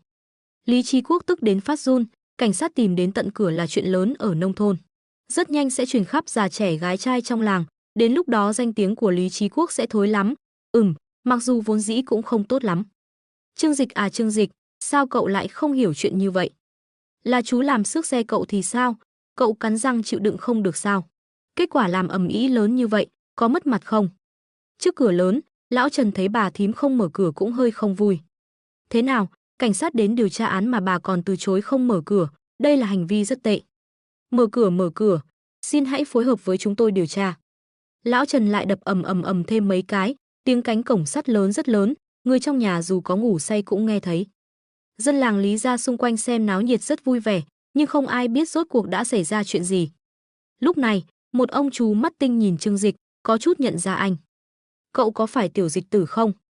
Trương Dịch quay đầu nhìn ông chú kia, trong đầu nhanh chóng hiện ra ký ức về ông ta. Sau khi hệ thống mở ra, chỉ số thông minh của anh cũng được nâng cao, rất nhiều chuyện nhiều năm trước bây giờ đều có thể dễ dàng nhớ lại. Thấy ông chú này, anh cười đi tới, đưa tay lấy một gói thuốc lá hạc vàng từ trong túi ra. Không phải là chú Chí Bảo sao, lâu rồi không gặp. Mối quan hệ bên Lý gia này đều tính từ phía mẹ anh, ông chú trước mặt này là anh em họ gần của mẹ anh, theo thứ bậc thì Trương Dịch cũng phải gọi một tiếng chú. Trương Dịch cười chào hỏi, đưa tay đưa thuốc lá cho ông ta. Lý Chí Bảo nhận lấy thuốc lá, kinh ngạc nói, ồ, thuốc tốt như vậy. Tiểu Dịch, bây giờ cậu làm ăn phát đạt nhỉ, cũng tạm. Trương Dịch khách sáo nói, sau đó lại phát thuốc lá cho những người dân làng xung quanh. Hồi nhỏ hắn thường đến Lý gia, xung quanh đều là chú, dì hoặc cô của hắn. Lớn hơn một chút, hắn còn phải gọi một tiếng bà ngoại, ông ngoại. Mọi người thấy Trương Dịch bây giờ trẻ tuổi có triển vọng, cũng không khỏi khen ngợi. Tiểu Dịch bây giờ thật có tiền đồ, từ nhỏ thành tích đã tốt, ôi, bây giờ ba mẹ cậu hưởng phúc rồi. Các người nhìn xem cậu ta lái xe kia kìa, nhìn là biết đáng giá không ít tiền. Kiểu dáng khá độc đáo nhỉ, trên cửa còn có một dấu. Một bà dì nhìn chằm chằm vào chiếc xe của Trương Dịch, không chắc chắn nhìn cánh cửa xe hỏi. Sao tôi lại thấy giống như bị xước? Chú Chí Bảo không chắc chắn hỏi. Trương Dịch gật đầu, mỉm cười nói, đúng là do người ta làm xước. Này, tôi đến đây để tìm chú tính sổ. Mọi người nghe Trương Dịch nói vậy, đều ồ một tiếng. Trời ơi, chiếc xe này là do Lý Chí Quốc làm xước sao? Người này sao có thể làm chuyện đó chứ? Xe của cháu trai ruột mà còn là xe mới, làm cho xấu xí như vậy, có phải là người không? Bây giờ mọi chuyện đã rất rõ ràng, Lý Chí Quốc đã xước xe của Trương Dịch, sau đó Trương Dịch báo cảnh sát để xử lý. Lý Chí Bảo khoanh tay nhìn về phía cổng nhà Lý Chí Quốc, không ngờ lại cười rất thú vị. Đúng thế, chú của cậu là người có thể làm ra chuyện như vậy. Những người dân làng Lý gia trên mặt đều mang nụ cười rất có hàm ý, nhưng đều rất đồng tình với lời Lý Chí Bảo nói. Chuyện mất đức nào mà đặt lên người Lý Chí Quốc thì đều không có gì lạ. Xe hỏng, Trương Dịch không hề vội, cứ đứng trước cổng nhà chú và trò chuyện với những người họ hàng ở làng Lý. Hồi nhỏ, hắn thường cùng mẹ đến đây, nên nhiều người ở làng Lý đều biết hắn. Làng Lý không lớn, chỉ cần có chuyện gì xảy ra, chẳng mấy chốc sẽ truyền đến tai mọi người. Chưa lâu sau, trước cổng nhà Lý Chí Quốc đã vây quanh mấy vòng người, đen nghịt toàn là những người đến hóng chuyện. Thấy hai cảnh sát đứng trước cổng, mọi người đều xôn xao bàn tán rất hào hứng. Lão nhị nhà họ Lý phạm tội rồi à? Trời ơi, cảnh sát đến tận cửa rồi kìa. Nghe nói hắn ta xước xe của cháu trai, không chịu đền, kết quả là cháu trai hắn ta kiện hắn. Thật là mất mặt. Cảnh sát Trần liên tục gõ cửa, thấy người bên trong mãi không ra mở cửa, anh ta cũng nghiêm mặt lại. Lý Chí Quốc, tôi yêu cầu anh lập tức mở cửa phối hợp điều tra. Nếu không, mọi hậu quả xảy ra, anh phải tự chịu trách nhiệm. Hắn ta lớn tiếng quát vào trong sân. Lúc này, trong nhà, Lý Chí Quốc cũng có chút hoảng hốt. Bên ngoài ồn ào toàn là tiếng bàn tán, không cần nghĩ cũng biết hàng xóm láng giềng đã đến hết rồi. Lần này, ông ta mất mặt là không tránh khỏi, nhưng vấn đề là ông ta chắc chắn sẽ không nhận chuyện xước xe, cũng không thể đền tiền. Bổ sung sơn xe, ít nhất cũng phải mất mấy trăm tệ. Lúc xước xe, ông ta không hề thấy sót, nhưng nếu bắt ông ta bỏ tiền ra, ông ta sẽ đau lòng đến phát hỏa mất cả tháng. Đều tại thằng Trương Dịch chết tiệt kia, có chuyện gì to tát đâu, cứ phải báo cảnh sát, bỏ ra mấy trăm tệ thì chết à. Bà thím ghê tởm mắng. Hắn chịu thiệt thòi một chút thì sao, rõ ràng có tiền mua xe xây nhà, lại không có tiền sửa xe. Phải làm cho mọi người đều biết, khiến mọi người đều mất mặt. Hắn không biết xấu hổ, nhưng nhà bọn họ còn phải biết xấu hổ. Không sao, chúng ta không ra ngoài, xem họ làm gì được mình. Lý Chí Quốc nghiến răng ngồi phịch xuống ghế sofa, rồi tiếp tục xem bộ phim truyền hình Máu chó quê mùa của mình. Trần sư phụ gọi mãi, thấy bên trong không có tiếng động đáp lại cũng thấy phiền. Lý Chí Quốc và vợ ông ta đã quyết định, giả vờ không biết gì, ông ta cứ gọi đi, dù sao Lý Chí Quốc cũng không nghe thấy. Nói về khoản vô lại, vợ chồng Lý Chí Quốc là số 1. Dù sao ông ta cũng không thừa nhận, ông ta cũng không gặp, xem người ta làm gì được ông ta. Tiểu Thái có chút sốt ruột, có nhiều người nhìn như vậy, nếu mãi không vào được cổng thì mất mặt lắm. Sư phụ, họ không mở cửa, chúng ta phải làm sao? Tiểu Thái trẻ tuổi vội vàng hỏi Trần sư phụ. Trần sư phụ làm cảnh sát mấy chục năm, ở nông thôn đã từng tiếp xúc với đủ loại côn đồ vô lại. Đối với những người như Lý Chí Quốc, ông ta đã xử lý rất nhiều lần. Vì vậy, khi thấy vợ chồng Lý Chí Quốc cứ giả chết trong nhà, ông ta liền dứt khoát nói, nếu không ra nữa, trực tiếp đập cửa. Ông ta lớn tiếng quát vào trong nhà, Lý Chí Quốc, tôi biết anh đang ở trong đó. Mau mở cửa phối hợp điều tra, nếu không, tôi sẽ đập cửa. Tiểu Thái, vào xe lấy cho tôi một cái cờ lê. Nói là làm, Đây không phải là nói đùa đâu. Tiểu Thái gật đầu, vâng, sư phụ. Vợ chồng Lý Chí Quốc trong nhà có chút ngồi không yên. Đập cửa ư? Cổng sắt lớn nhà bọn họ hỏng thì ai sửa? Quá đáng quá. Chú hai tức giận nói. Bên ngoài cổng, Tiểu Thái đã đưa chiếc cờ lê lớn trong hộp dụng cụ cho Trần sư phụ. Sư phụ, đập thật à? Hắn ta còn có chút lo lắng nói. Trần sư phụ nhìn chằm chằm vào thanh thép trên cổng sắt lớn, trầm giọng nói, chúng ta đang thực hiện quyền lực theo luật pháp, hắn không chịu phối hợp, chúng ta có thể triệu tập cưỡng chế. Nhưng ông ta không vội ra tay, mà nói vọng vào trong nhà, Lý Chí Quốc, anh không ra nữa là tôi đập cửa đấy. Ông ta còn chưa ra tay, từ trong nhà đã truyền ra tiếng chửi rủa, tôi xem thằng chó nào dám đập cửa nhà tôi. Vợ chồng Lý Chí Quốc hùng hổ chạy ra, vẻ mặt tức giận nhìn chằm chằm vào hai cảnh sát trước cửa. Lý Chí Quốc vừa đến đã chỉ thẳng vào mũi hai cảnh sát mắng, các người làm gì vậy? Dựa vào đâu mà đập cửa nhà chúng tôi? Trần sư phụ trầm giọng nói, tôi là cảnh sát Trần Chính của đồn cảnh sát trấn Trương Gia, nhận được tin báo các người đã xước xe của Trương Dịch, bây giờ mời các người phối hợp điều tra. Vợ chồng Lý Chí Quốc nhìn thấy Trương Dịch đang ung dung đứng trước cổng lớn nhìn họ, sắc mặt đều tái mét, trong mắt đầy vẻ oán độc, hận không thể xé xác Trương Dịch ra ăn tươi nuốt sống. Nói bậy, xe hắn bị xước liên quan gì đến tôi? Lý Chí Quốc quát lên. Chúng tôi đã lấy chứng cứ tại hiện trường, có hàng chục người tận mắt chứng kiến là anh làm xước xe, anh còn gì để nói nữa? Trần sư phụ trầm giọng nói. Ai nhìn thấy thì bảo người đó đến đây, nói trước mặt tôi. Lý Chí Quốc gầm lên dữ tợn, nói bậy không cần viết nháp, toàn là vu khống. Mí mắt Tiểu Thái giật giật, đây là lần đầu tiên hắn ta gặp loại vô lại mở mắt nói dối như vậy. Trần sư phụ hiển nhiên đã quen, ông ta cũng không vội, chỉ nói, anh mở cửa, theo chúng tôi về phối hợp điều tra. Có phải anh làm hay không, chúng tôi nhất định sẽ trả lại công bằng cho anh. Bà thím chỉ tay vào Trương Dịch không xa, độc ác mắng, chắc chắn là thằng nhãi này bảo các người đến. Tôi nói cho các người biết, đừng tin lời nó. Hai nhà chúng tôi có thù, nó cố tình trả thù đấy. Sắc mặt Trần sư phụ cũng trở nên nghiêm trọng, chỉ vào cổng lớn nói, cảnh cáo lần cuối, mời các người phối hợp công tác của cảnh sát. Mở cửa, nếu không, chúng tôi sẽ sử dụng biện pháp cưỡng chế. Đối phó với loại người này không thể khách sáo, nhất định phải cho họ biết lợi hại. Về điểm này, Trần sư phụ không còn xa lạ gì nữa. Lý Chí Quốc chỉ còn cách mở cửa, đi ra ngoài. Trương Dịch đang ở trước mặt những người dân làng, vừa rồi còn trò chuyện với họ, bây giờ trên mặt vẫn còn nở nụ cười nhàn nhạt, hoàn toàn không giống như vẻ vô cùng tức giận vì xe bị xước. Ngược lại, vợ chồng người chú là thủ phạm gây tai nạn lại một mặt hung dữ, như thể họ mới là người bị thiệt thòi. Người chú chỉ vào mũi Trương Dịch mắng, Trương Dịch, mày chẳng hiểu chuyện gì cả. Việc nhà mình mà cũng phải báo cảnh sát, mày không thấy mất mặt à? Trương Dịch cười hừ hừ, hôm nay ông không phải đã nói đoạn tuyệt quan hệ với tôi rồi sao? Ai là người nhà ông? Sắc mặt hắn ta lập tức trở nên lạnh lùng, nhìn chằm chằm vào Lý Chí Quốc nói, ông làm xước xe tôi, thì phải đền cho tôi, thiếu một xu tôi cũng không đồng ý. Lý Chí Quốc vung tay, liên quan gì đến tao? Tao không biết, dù sao cũng không liên quan đến tao. Cảnh sát Trần liếc mắt ra hiệu với Tiểu Thái liền lấy biên bản đã làm ở thôn Trương Gia ra. Cảnh sát Trần nói với Lý Chí Quốc, 36 dân làng thôn Trương Gia có thể làm chứng, xe là do anh làm xước, bây giờ anh còn chối cãi gì nữa. Ông ta giơ tay về phía Lý Chí Quốc, nếu không thì bây giờ đưa chìa khóa xe nhà anh ra đây, chúng ta đi giám định, xem vết xước trên xe có phải do chìa khóa xe nhà anh để lại không.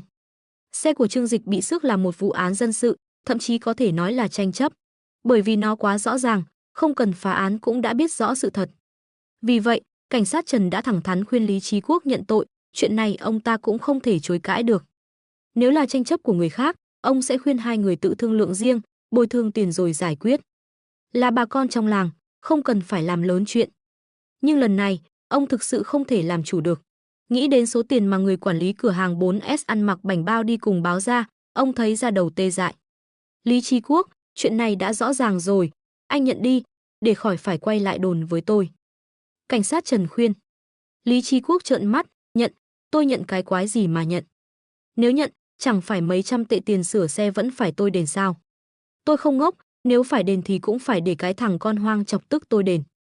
Tôi không biết, dù sao chuyện này cũng không liên quan đến tôi, các người muốn tìm ai thì tìm. Lý Chí Quốc ngoảnh mặt đi, không thèm nhìn hai cảnh sát và Trương Dịch. Ông ta đã hạ quyết tâm, dù sao tôi cũng sẽ lại. Tôi không tin vì chút tiền này mà anh có thể dây dưa với tôi cả đời. Bác gái cũng thuận thế vỗ đùi, bắt đầu khóc lóc om sòm, ôi trời ơi, chúng tôi thật oan uổng quá. Sao chúng tôi lại đi xước xe của người khác chứ? ai lại làm chuyện thất đức như vậy? Trương Dịch cười nói, đúng vậy, ai làm chuyện này thì cả nhà người đó không được chết tử tế. Bác gái vốn định tiếp tục khóc, nghe vậy bà ta không khóc được nữa. Thằng khốn này sao lại độc ác thế, đến cả lời cả nhà không được chết tử tế cũng chửi ra. Không thể chửi bậy, vậy thì chửi anh. Bác gái lập tức đổi mục tiêu, chỉ vào mũi Trương Dịch mắng, chính là cái đồ vô tích sự này xúi giục, mày đến cả chú ruột của mình cũng tìm cớ gây sự, mày không được chết tử tế. Trương Dịch nheo mắt lại. Bây giờ hắn ta chỉ muốn tiến lên tát cho bà ta 2 cái. Nhưng xung quanh có quá nhiều người, không tiện ra tay. Hơn nữa rõ ràng hắn ta chiếm lý, nếu thực sự tát bà ta thì ngược lại hắn ta lại thiệt. Nhưng, không sao, cứ mắng đi, ban đầu hắn ta thực sự định nể mặt mẹ mà tha cho họ một con đường sống. Nhưng bây giờ nhìn thấy bộ dạng của hai người này, Trương Dịch đã hạ quyết tâm, sẽ không nương tay chút nào. Trương Dịch khoanh tay, nheo mắt nhìn hai vợ chồng họ diễn. Lúc này, luật sư Châu bên cạnh cuối cùng cũng tìm được cơ hội thể hiện mình. Hắn ta tiến lên một bước, khí thế bức người nói với bác gái, thưa bà, vừa rồi bà đã có hành vi tấn công cá nhân đối với tổng giám đốc Trương của chúng tôi. Chúng tôi hoàn toàn có thể khởi kiện bà, yêu cầu bà bồi thường kinh tế và xin lỗi trực tiếp. Luật sư Châu còn nhìn về phía Trương Dịch, hỏi, tổng giám đốc Trương, xin hỏi có khởi kiện bà ta không? Trương Dịch gật đầu, cười nói, mọi chuyện xảy ra hôm nay đều ghi lại. Chỉ cần có thể khởi kiện được, đều ghi lại cho tôi, sau này sẽ khởi kiện hết lên tòa án. Khóe miệng luật sư Châu nở một nụ cười lạnh lùng tàn nhẫn.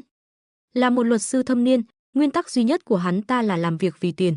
Chỉ cần tiền đủ, ai cũng có thể bị hắn ta hạ bệ. Hắn ta không phải là người dễ mềm lòng, trong những năm làm việc tại tập đoàn Thịnh Thế, không biết bao nhiêu công ty đối địch đã bị hắn ta kiện đến mức phá sản. Chỉ một câu nói của Trương Dịch, hắn ta đã hiểu ý của Trương Dịch. Đó là, không cần phải nương tay với gia đình này. Vâng, tổng giám đốc Trương, tôi đã ghi nhớ. Cuộc đối thoại giữa luật sư Chu và Trương Dịch khiến bác gái ngây người. Sao thế, còn dẫn cả luật sư đến? Họ không hiểu luật pháp, chỉ biết luật sư là một nghề rất cao quý. Mà Chu Lập Quân mặc một bộ vest hiệu đắt tiền và đeo kính gọng vàng, nhìn không giống người bình thường, càng khiến bác gái có chút lo lắng. Nhưng bà ta vẫn cứng miệng nói, tôi mặc kệ các người là ai. Cút hết đi, nhà chúng tôi không chào đón các người. Còn những người dân làng Lý Gia nhìn thấy cảnh này cũng thấy rằng mọi chuyện không đơn giản như vậy. Không phải như họ tưởng tượng là nhà họ Trương ăn trộm chó nhà họ Lý cắt lúa nhà họ Trương đâu. Trương Dịch còn gọi cả luật sư đến, không phải chuyện nhỏ đâu. Đúng vậy, vì xước xe mà thôi, xước xe thì mất bao nhiêu tiền. Tiền bồi thường còn không đủ tiền luật sư chứ. Nói thật, tôi thấy chiếc xe đó của anh ta đẹp thật, tôi đoán tiền sửa không rẻ đâu.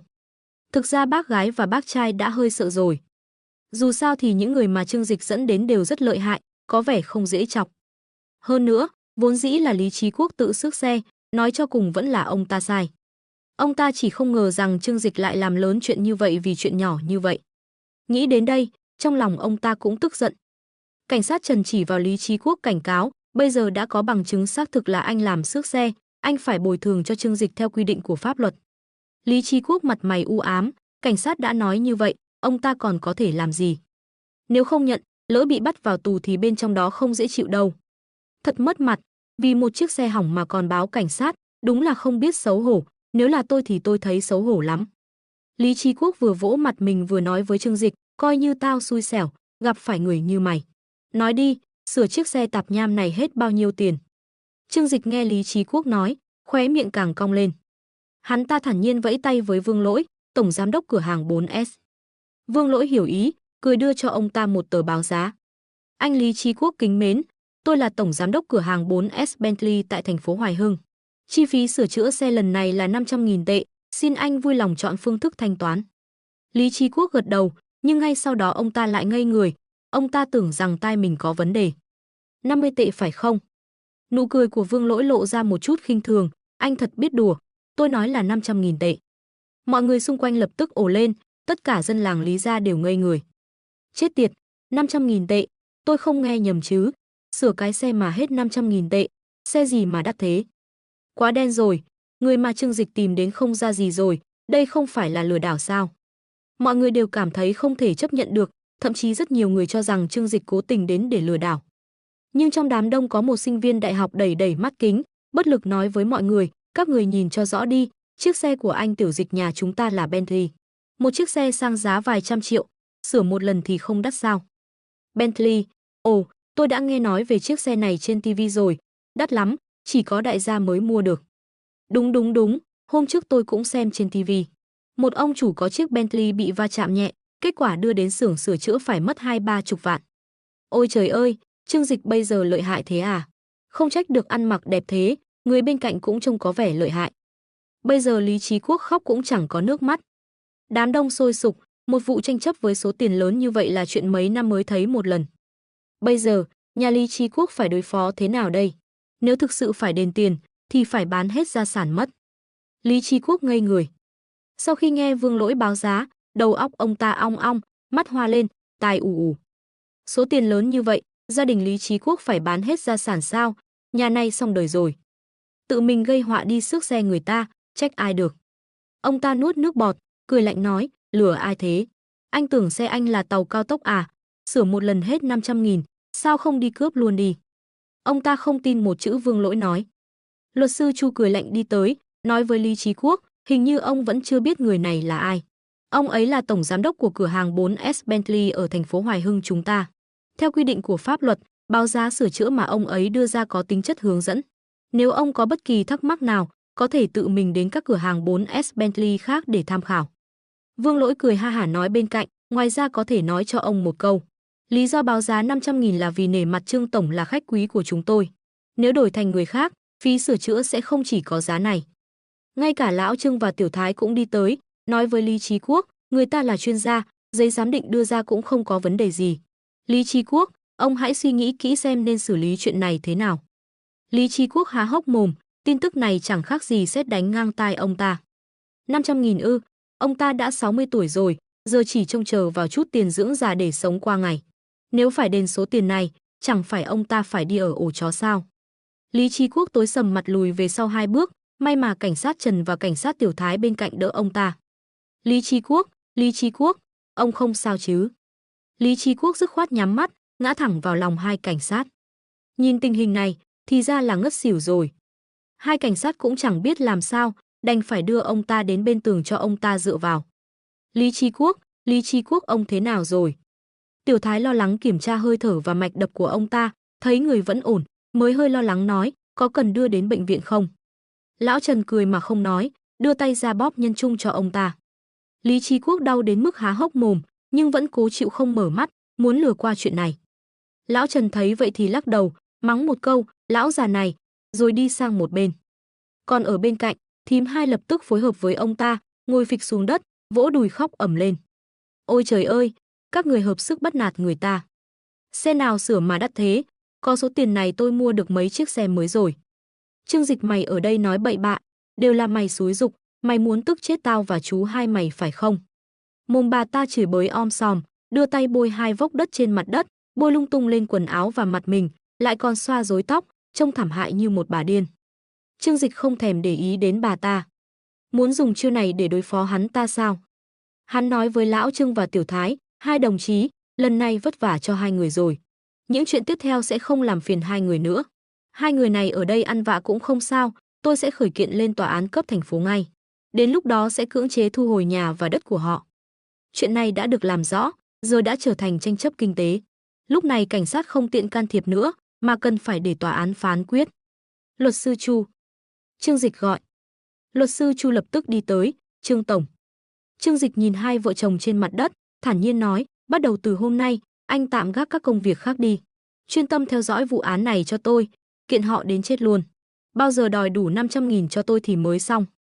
Luật sư Chu tự tin cười, anh cứ yên tâm, sẽ không mất nhiều thời gian đâu.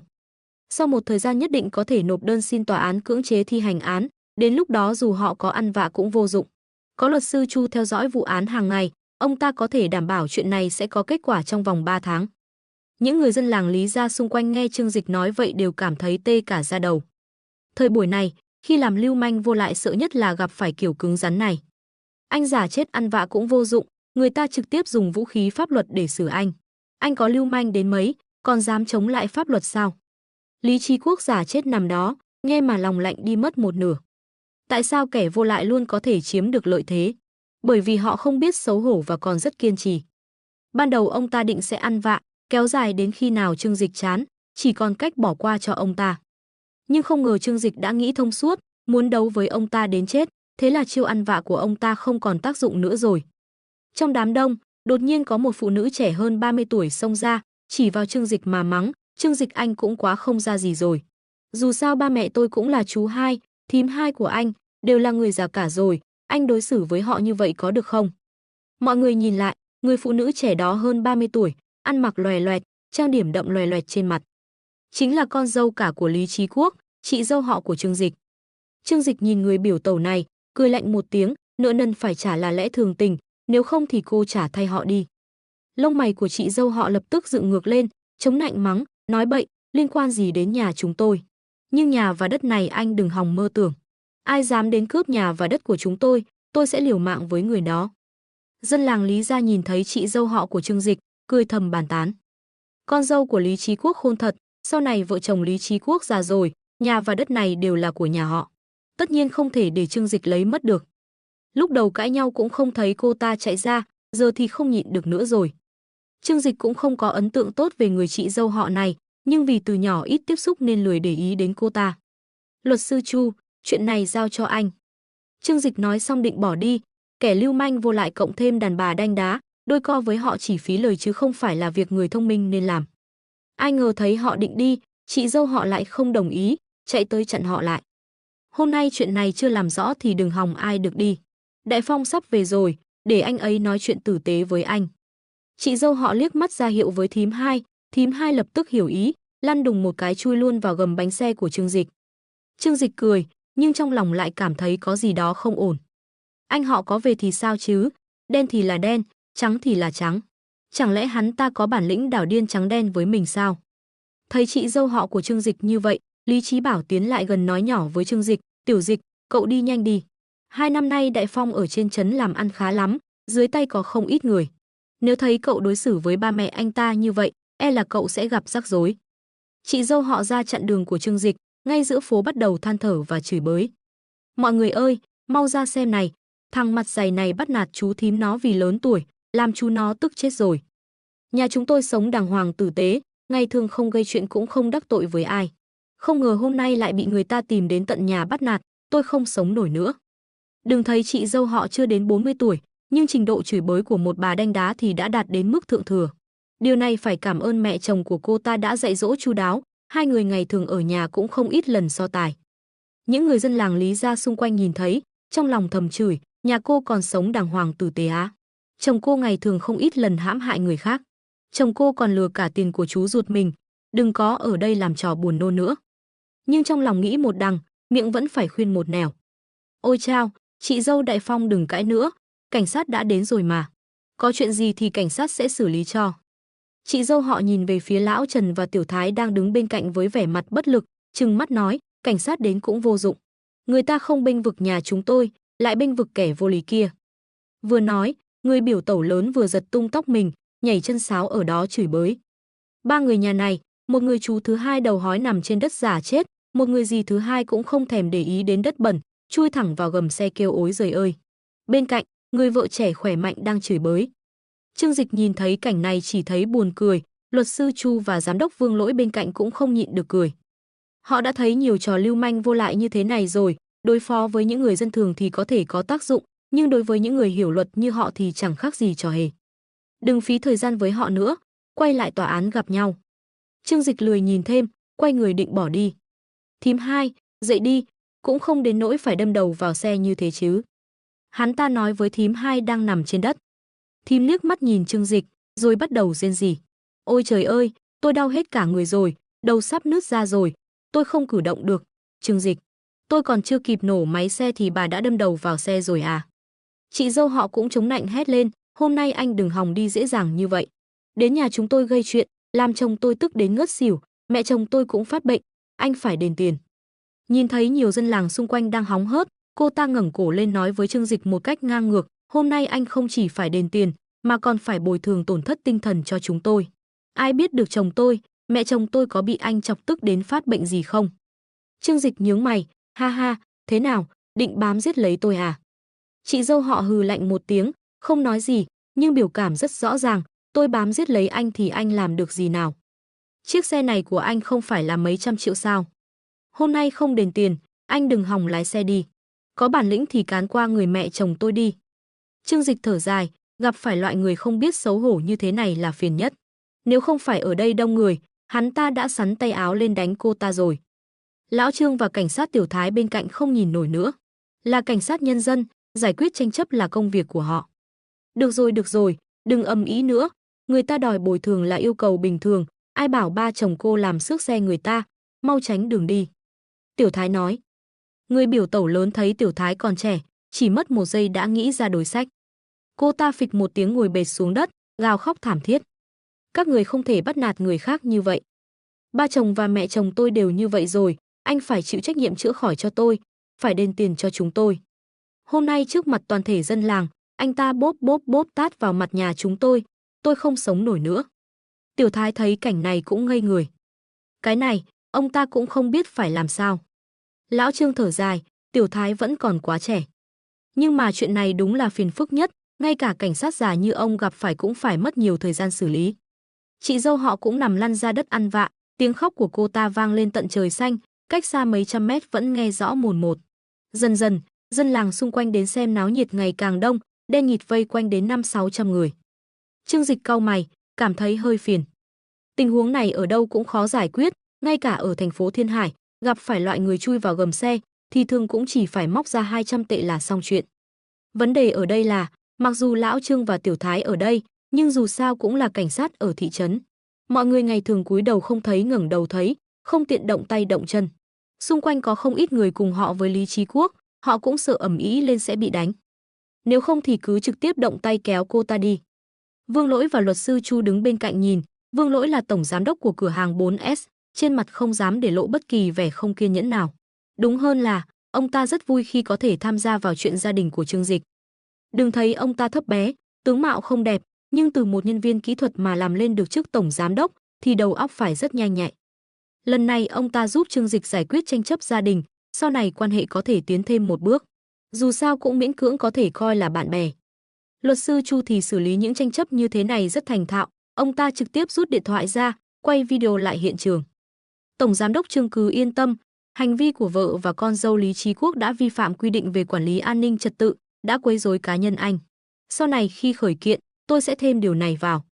Trương Dịch liếc nhìn luật sư Chu, hài lòng cười. Đúng vậy, dù sao bên cạnh còn có luật sư giỏi nhất thành phố Thiên Hải. Cứ để họ ầm ĩ đi, bây giờ họ càng vui vẻ, thì đến lúc đó càng khóc thảm.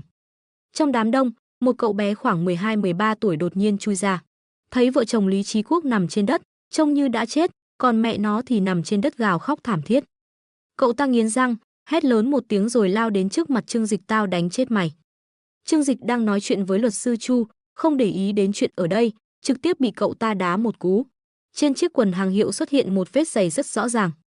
Cậu bé đó trừng mắt nhìn Trương Dịch với vẻ muốn giết người, đá một cú xong vẫn chưa định dừng lại, vừa hét tao đánh chết mày, mày bắt nạt mẹ tao, vừa đá tiếp.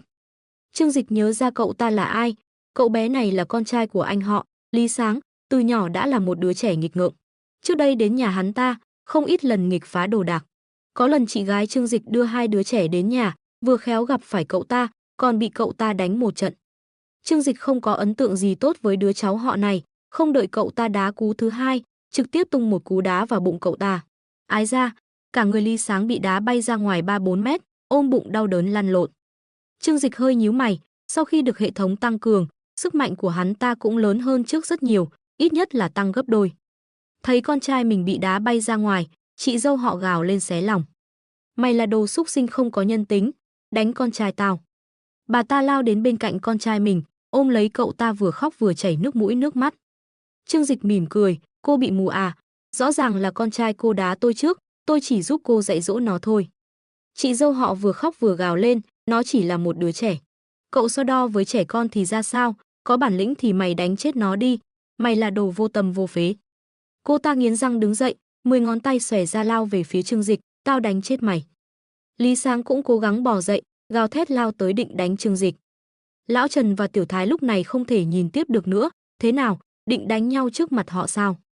Làm gì thế, đều cho tôi đứng im hết, ai dám động thủ thì tôi sẽ đưa người đó về. Hai người kéo chị dâu họ và Lý Sáng lại, thằng nhóc đó nhìn Trương Dịch với vẻ đầy oán độc, hai chân vẫn không ngừng đá vào không khí về phía hắn ta. Trương Dịch nhìn thấy cảnh này, trong lòng không khỏi lạnh lẽo. Nhà hắn ta và chú hai không ưa nhau, nhưng nói thật thì không có mâu thuẫn gì với nhà anh họ.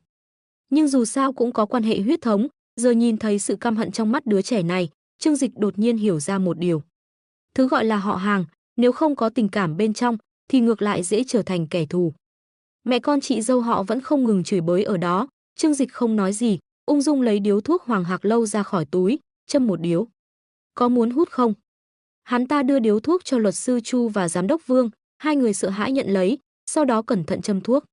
Vương Lỗi nhìn 4 người nhà họ Lý đang vô lại nhìn khoảng 500-600 người dân làng Lý ra xung quanh, lo lắng cau mày nói, Tổng giám đốc Trương, cứ thế này thì không ổn đâu. Dù sao đây cũng là địa bàn của người ta, chúng ta cứ ở đây mãi dễ xảy ra chuyện, hay là đi ngay đi. Ở nông thôn, tông tộc rất quan trọng, thường thì nếu nhà nào bị bắt nạt, người trong họ sẽ ra tay giúp đỡ. Lần này nếu không phải vì Trương Dịch cũng coi như là một nửa người nhà họ Lý, thì có lẽ những người họ hàng của Lý Chí Quốc đã sớm ra tay đánh hắn ta rồi. Nhưng dù vậy, nếu sự việc ầm ĩ lên, người dân làng Lý gia chắc chắn vẫn đứng về phía Lý Chí Quốc. Tại sao? Cho dù Lý Chí Quốc không được mọi người ưa thích, nhưng dù sao ông ta cũng họ Lý. Một người họ Lý ở làng Lý gia bị bắt nạt, những người họ Lý khác sẽ vì quan niệm tông tộc mà ra mặt giúp đỡ. Ngay cả Lý Chí Quốc, khi những người họ Lý khác gặp chuyện cũng sẽ ra tay giúp đỡ. Hơn nữa, phong cách làm việc vô lại của ông ta thực sự đã giúp đỡ không ít người. Hôm nay bạn giúp tôi, ngày mai tôi giúp bạn, đó chính là ý nghĩa của việc đoàn kết tông tộc. Trương Dịch cười lắc đầu. Anh tưởng tôi không muốn sao, nhưng nhìn tình hình hiện tại, tôi không thể đi ngay được. Dưới bánh xe vẫn còn nhét thím hai, làm sao mà đi được. Nhưng hắn ta cũng không sợ, dù sao bây giờ là xã hội pháp quyền. Bên cạnh có luật sư lớn đi theo, lại có cảnh sát trấn giữ. Ít nhất không phải lo lắng sẽ xảy ra xung đột về thể xác. Thấy bên này náo dữ dội, bên làng Lý gia cũng có mấy người đứng đầu đi tới, nói với Trương Dịch, Tiểu Dịch à. Dù sao đây cũng là chú thím của cháu, đánh gãy xương vẫn còn dính gân, đừng làm quá tuyệt tình. Sau này cháu có không đến làng Lý gia thì mẹ cháu có thể không về sao. Cơm chẳng lành canh chẳng ngọt thì ai cũng khó coi. Đúng vậy, 50 vạn nhiều quá, nhà nào cũng không để nổi. Dù sao bây giờ cháu có nhiều tiền như vậy, cũng không để ý, hãy để họ đền ít thôi. Lúc đầu, người làng Lý gia đều đến xem náo nhiệt. Nhưng bây giờ thấy sự việc ầm ĩ quá, theo bản năng bắt đầu bảo vệ người nhà của mình. Trương Dịch nghe những lời khuyên của những người già này, chỉ mỉm cười. Chú Chí Vĩ, tiền của nhà nào cũng không phải nước lớn cuốn đến. Tôi không yêu cầu nhiều, tiền tôi cũng có thể không cần. Họ khôi phục xe của tôi về nguyên trạng là được, các bác thấy thế nào? Người kia nói, như vậy cũng không phải là cách hay. Cho dù thắng kiện, họ vẫn không đền nổi, còn làm tổn thương tình cảm của hai nhà. Cần gì chứ? Chú thím cháu đều đã lớn tuổi rồi, ép họ trả 50 vạn, chẳng phải là buộc họ phải treo cổ sao? Vốn dĩ cũng chẳng có tình cảm gì. Trương Dịch thản nhiên nói, Lý Chí Quốc đã nói trước mặt ba mẹ tôi, sau này hai nhà sẽ cắt đứt quan hệ. Hơn nữa, lúc đầu tôi cũng không phải muốn họ đền tiền. Tôi chỉ muốn họ phải trả giá vì đã đắc tội với mình thôi. Ai quan tâm đến việc họ gia đình tan nát hay treo cổ tự tử, liên quan gì đến tôi? Trương Dịch cũng không nghe lời khuyên, dù sao thì chuyện này dù nói lý hay nói luật, hắn ta đều đứng ở thế có lợi.